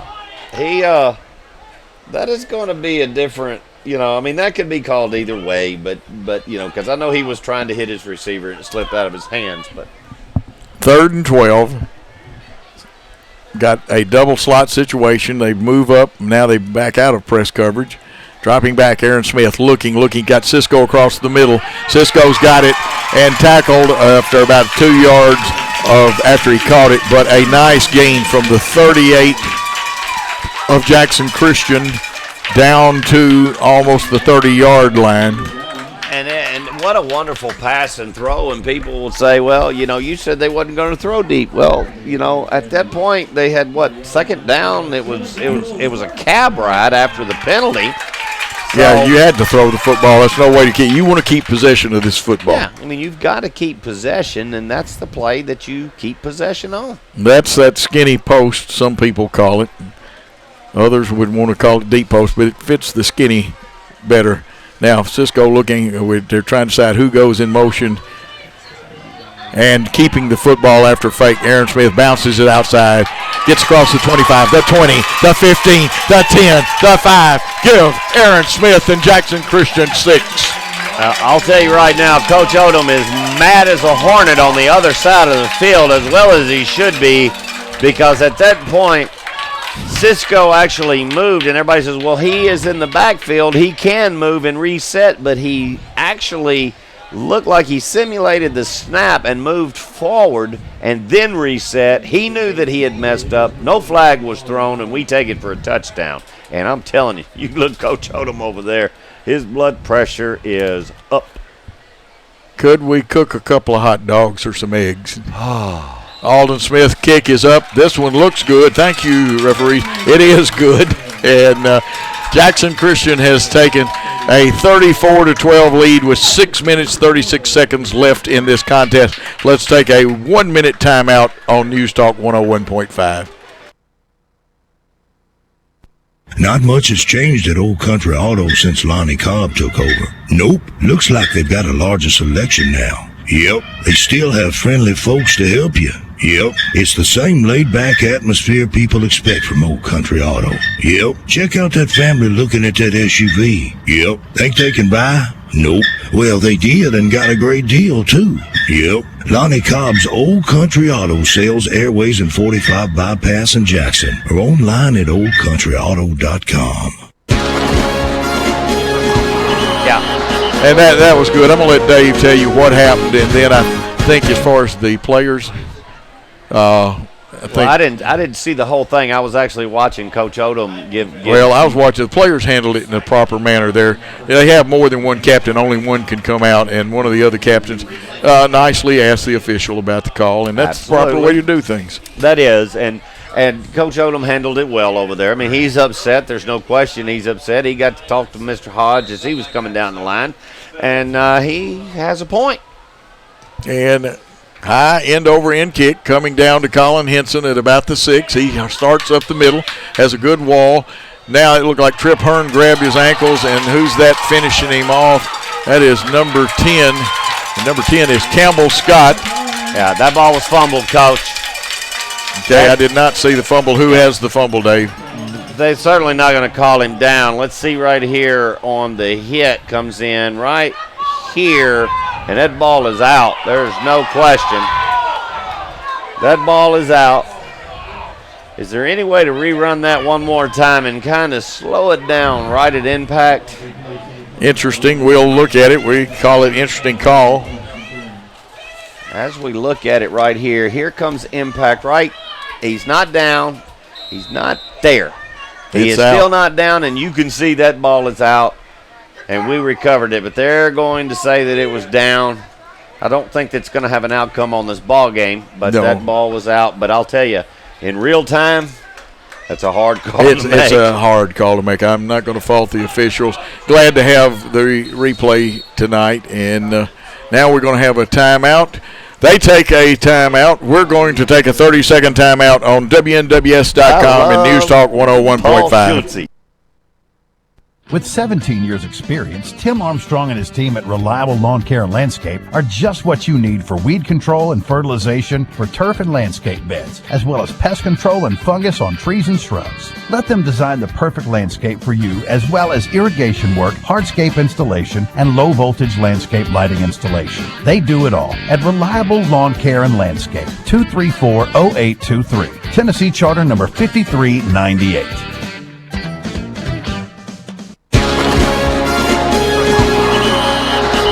Back here after a timeout, 6:28 to go with Jackson Christian leading Fayette Academy, 34-12. I'm not going to give you any East Tennessee scores. I've been flooded with East Tennessee scores. The usual suspects are winning in East Tennessee. And let's see if anything's finished in Nashville. You know, tonight was Nashville's first night to play high school football in the public schools. No crowd, though. Yeah, and that's what I say. Memphis is the only ones that are not playing right now. Yeah, and it doesn't look good for Memphis to play. 1st and 10 for Fayette Academy on their own 25. They are in their version of the spread formation. Looking, Eason Wells, he's got his receiver, and it was a good jump ball. Cisco and Luke Moore pulling it down, and I think Cisco used discretion. He didn't want to do anything other than try to knock it away. I'm going to tell you right now, Luke Moore's going to play on Saturday. There's still question about that. He is just an unbelievable athlete. He went up and caught that ball at its highest point, using his hands the way he should be, and now we've got multiple substitutions coming in, Coach. Absolutely. Man in motion. Keeping is Eason Wells, sprinting to his left, throws it, and that time almost a catch, but somebody turned number 5, Cooper Cantrell, loose, and he kind of burped the guy a little bit. Yeah, Cooper made a great jump on the ball, and he got him pinned down and was ready to make the hit, and it's a great defensive play. Between the two quarterbacks, 4 for 11 for Fayette Academy, and I see this young man, number 14. I think he's got a good future. He is just a 10th grader, Eason Wells. Yeah, he's got a nice, strong arm. He sets his feet well, uses good mechanics. He throws balanced. 3-man front. We're trying to figure out strong side, weak side on that. And they give to the running back, and this time, I don't even have to. All I got to say is tackler. I don't even need to use, but so everybody will make sure they know who it is. Tackler Nash, better known as Tacker Nash, is his real name. Well, as we see this play develop, Tackler comes right in, and he sees it, and he blows that gap and just absolutely blows up that play before it can get going, and he knew that he read that one right, just like the linebacker ought to. Listening in Arizona is Stephen Hamilton, his uncle, who gave him that nickname, and Tacker says, "That one's for you, Unc." 3rd and 12, the ball on their own 43. Fayette Academy with a possession down here, sending a man in motion. He clears, turns upfield. Eason drops back, gets some pressure. Now he's flush, and a sack. Let's see who is on the sack. I think we got Chance King and Chase Birmingham. Correct me if I'm wrong, Dave. That's it. That's Chase King right there, number 42. The big man come up in there. Chase Birmingham, the senior. He gets up in there. He thought he could skip between them. There was no way in the world that was going to happen.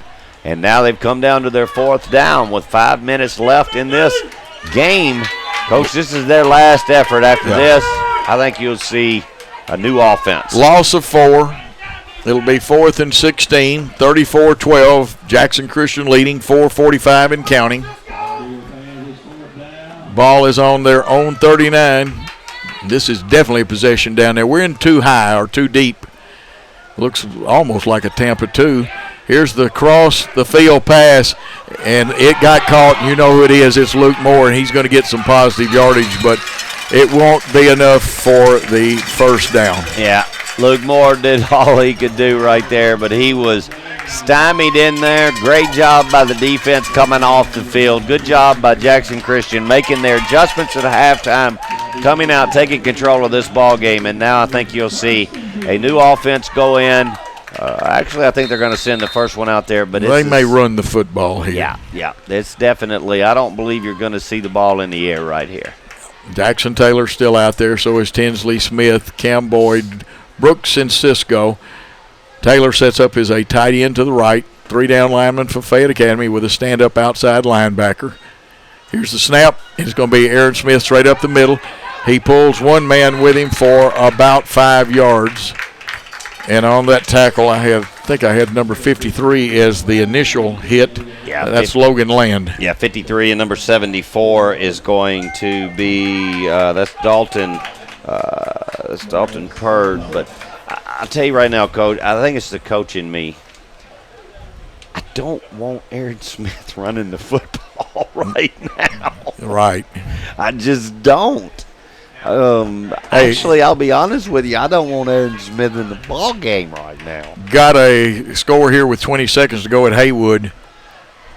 52-35. South Gibson in the lead. Stephen Rich has got to be going bananas. Here's the snap, the fake. Aaron Smith up the middle again. David Wade needs some Pepto-Bismol, and Smith is tackled after a nice gain, close to his first down. I've got an ulcer. I mean, I understand what's happening, and I know that you want to keep your offense in the ball game and keep them firing because you don't get a lot of practice. Next week we're not sure what's going to happen, and that would actually give us 2 weeks? 2 weeks off. The second and the ninth off. Dave, I know what part of the problem is. Your backup quarterback is Walker Ray. Gage Boykin is not eligible for one more game because of transferring. You almost have to. Danny A. Brooks is your emergency quarterback. Here's Cam Boyd, straight handoff. Nice form tackle by number 53, who made a tackle a few minutes ago, Logan Land. Yeah, and Coach, now let me clear this up. Is it one more week that he is before he goes, or is it one more game? So will he? That's what I'm going to have to, again, I've got 2 questions for Matthew Gillespie or either Gene Moniz. And you say, well, why do you always mention those 2 men? I know both those guys. I know. You've known them for a long time. I know Mr. Childress, but I knew him when he was a principal and a coach in Columbia. And you don't get to Bernard very often. You don't. You don't. Richard McWhorter could give us the answer. We've had him on, too. Here's the fake in the handoff. Jackson Taylor cutting it up the middle. The big man rumbles, roars across the 25 and down close to the 20 for the 12th unofficial first down for Jackson Christian. And I like to see Jackson Taylor, who was our main running back last year, but he's doing a great job as a wing back, tight end, and a corner. Yeah, he hit the hole right there very, very well, and he keeps them legs churning, and that's what you want to do. And we're getting down to about the 2-minute mark. They're going to set it up and roll it. But, the 2 questions that Coach is talking about asking is, number one is that Hardin County actually won the game over Melrose on the COVID deal, 1-0, but they're playing somebody. And they're beating Munford very badly. And 22, that is, of course, Jackson Taylor. Somebody text me and won't know who 22 is. Jackson Taylor. Here's a handoff to Boyd. Runs like a pendulum on the clock, the way he moves his hips and stuff. Football came out, but was it dead, Dave? I don't know if it was dead, but he fell on it regardless after the gain right there. And very, very good run. And, I mean, we're getting under the 1:30 mark, and with a 45-second clock, one more first down, and we can start to take a knee. Unofficially, Cam Boyd's over 100 yards, somewhere around 110 to 120, unless one of them was counted as the little flip pass. 1:15 to go here in the fourth quarter. Eagles leading. You can put this one into the victory column, even at 1:09. Cisco in motion, sets up. They throw the quick screen to Daniel Brooks. Well defended, though, that time. Yeah, they're going to keep him in play, and that was just one of their little short for sure plays. Get the ball out to your speedster out in open area and see what happens. And of course, lately I've got to see our 3 who are in the top receivers in West Tennessee: Caden Pope and of course Rivers Hunt down at Savannah or Hardin County doing a good job. I believe Rivers Hunt and Aaron are the number 1 and 2 passers in the Jackson Suns stats. Here's the snap with 25 seconds, and Aaron keeps it, runs outside, heads for the out of bounds, and I guess he stepped inbounds and has got a player down, but he's okay. I know, Dave. Don't get hurt, Aaron. Well, because depending on what the TSSAA says, Gage could have to wait another week, and will Walker be ready? Now, he'll be out of his quarantine period, but will he be ready to play? Yeah, that's going to be, it couldn't come at a better time, but you don't want 2 weeks of it. Absolutely. 18 seconds. In theory, this should be the last play. They look to the sideline with 9 on the clock, and that's not 9 on the game clock. That's I call it the 30-second clock. You can tell I'm a basketball coach who used to coach football. Straight up the middle, Aaron Smith trying to take care of himself as he runs. Time should run out. They don't have to snap the football anymore, and it looks like we can put this one. Did somebody call a timeout? No, maybe that's first down. They'll stop it, then they'll roll it, and it'll be over. Yeah, that's going to be it. Okay, another first down. That unofficially 13 of those, and time runs out. 34-12. Your happy final. The Eagles move to 6-0 now. 6-0 with a COVID win coming next week, and the Eagles are looking for an opponent. As soon as the coaching staff and the administration let us know, we'll let you know if they found an opponent. I know there are some people that don't want to play us. There's quite a few that don't want to play us. They don't want nothing to do with the Eagles. And right now, 2 weeks. If we don't find a opponent next week, and then we're on the bye, that's 2 weeks that we don't have games. But what you have to remember, that's 3 weeks that we have in between. We have the week coming up, the week in the middle, and then the week following to the next game. And, Coach, that's just about what college teams get before they play their bowl game. And you know how sometimes they can come out and they're rusty. That mess the NCAA has come up with about allowing people in bowl games? I don't mind them having some losing teams, but some of it is going – and they've already had part of this in. That GPA thing, you could technically – it would be a stretch have an 0-10 team in a bowl game. Because fixing to be 0-10 team that's got one of the best grade point averages in America. Oh, yeah. And I'm going to tell you. And we have a friend that likes that Vanderbilt team. Makes it to a bowl game. I'm going to buy him a ticket. I'm going to make sure that I drive him wherever it is. Please don't let it be the Hula Bowl, but I'm going to do whatever I can do. But it's a strange world. That's all I can say. It is. The NCAA, I think they need to throw their rule book out and rewrite the whole thing. And if they don't watch it, the Power 5 schools are going to say adios, sayonara, aloha in the next 5 years. Well, and you could see this coming, Coach, is when the Big Ten, they had decided that, hey, we're not playing, and the Pac-10 decided they're not playing. And, then all of a sudden everybody else was playing, and a few phone calls were made, a few parents were mad, the players were upset. And then President Trump got in on the mix, and guess what? They're all playing again. Yeah, the players made some. See the coaching staff and look at the enthusiasm. Yes. They're still instructing, but look at the concentration by the young men. I like that because, you know what, at this point in time, you've won 34-12. Sometimes we're checking the ozone layer out. We're looking to see where all the pretty girls are in the stands, and these kids are paying attention. Yeah, every head is turned towards him. You're not seeing anybody looking around. They're looking at what Coach is saying right now.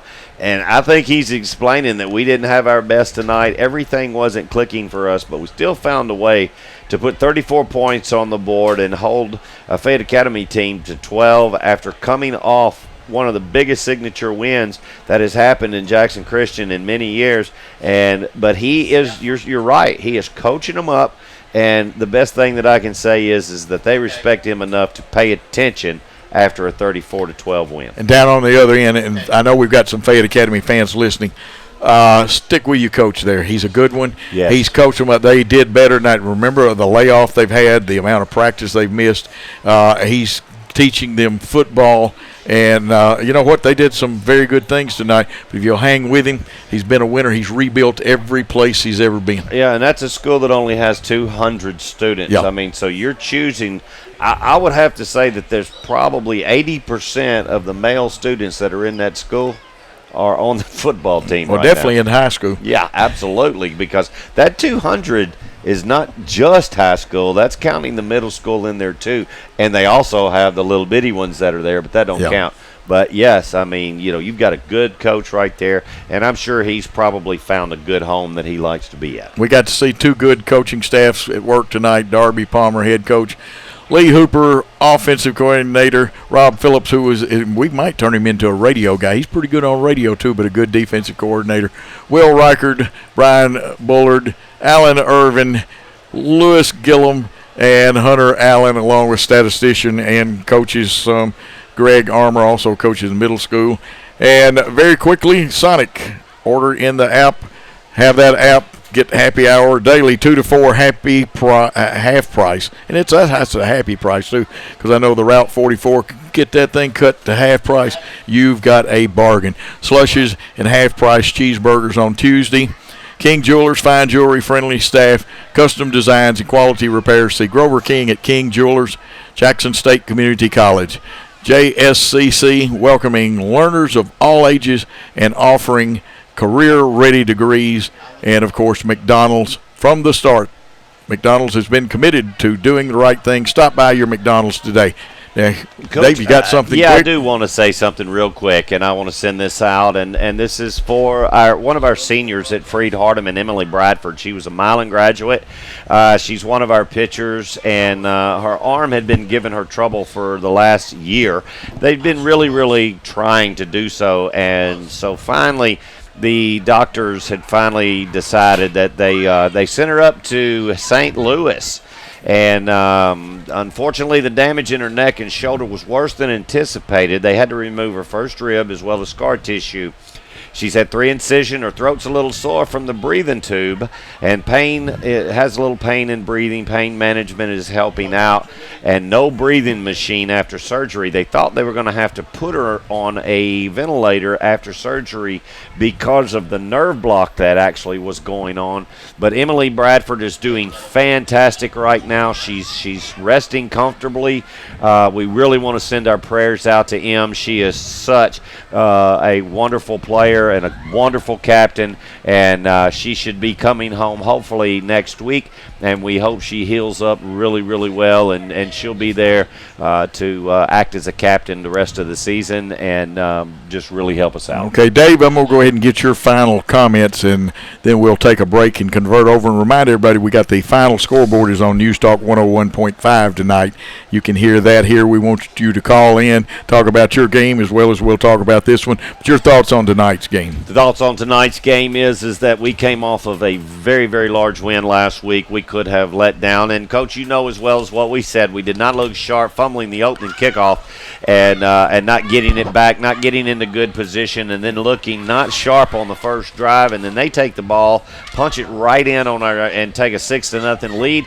But then we gathered ourselves, and not the best way that we've looked all year, but you know what? When you don't look good and put 34 points up and only give up 12, that's the kind of games that you want to have when you don't look good, because when we do look good, it's 70-0.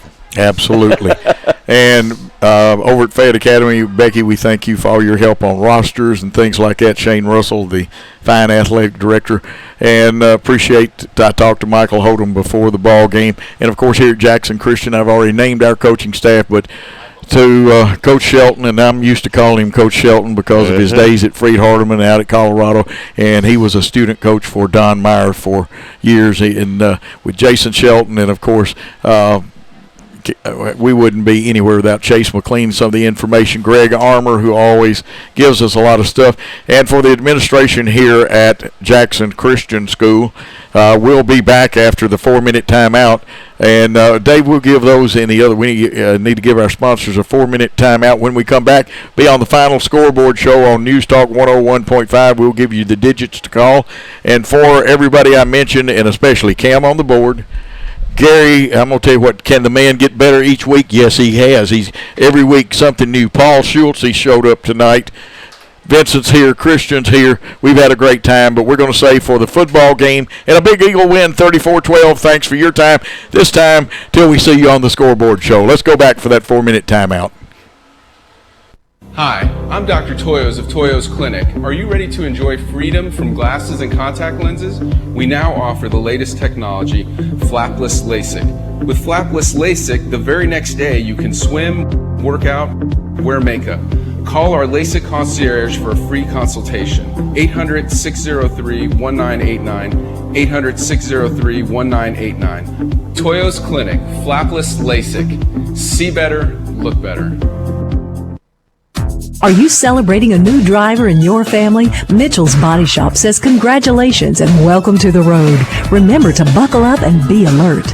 And if your family should ever need auto body repair for your young driver and you want a safe yet economical repair, call Mitchell's Body Shop.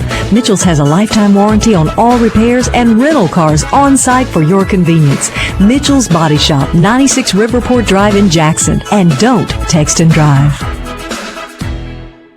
Don't fumble the ball when it's time to choose a body shop. Choose Mitchell's Body Shop. Mitchell's has a lifetime warranty on all repairs and has rental cars on site for your convenience. Free estimate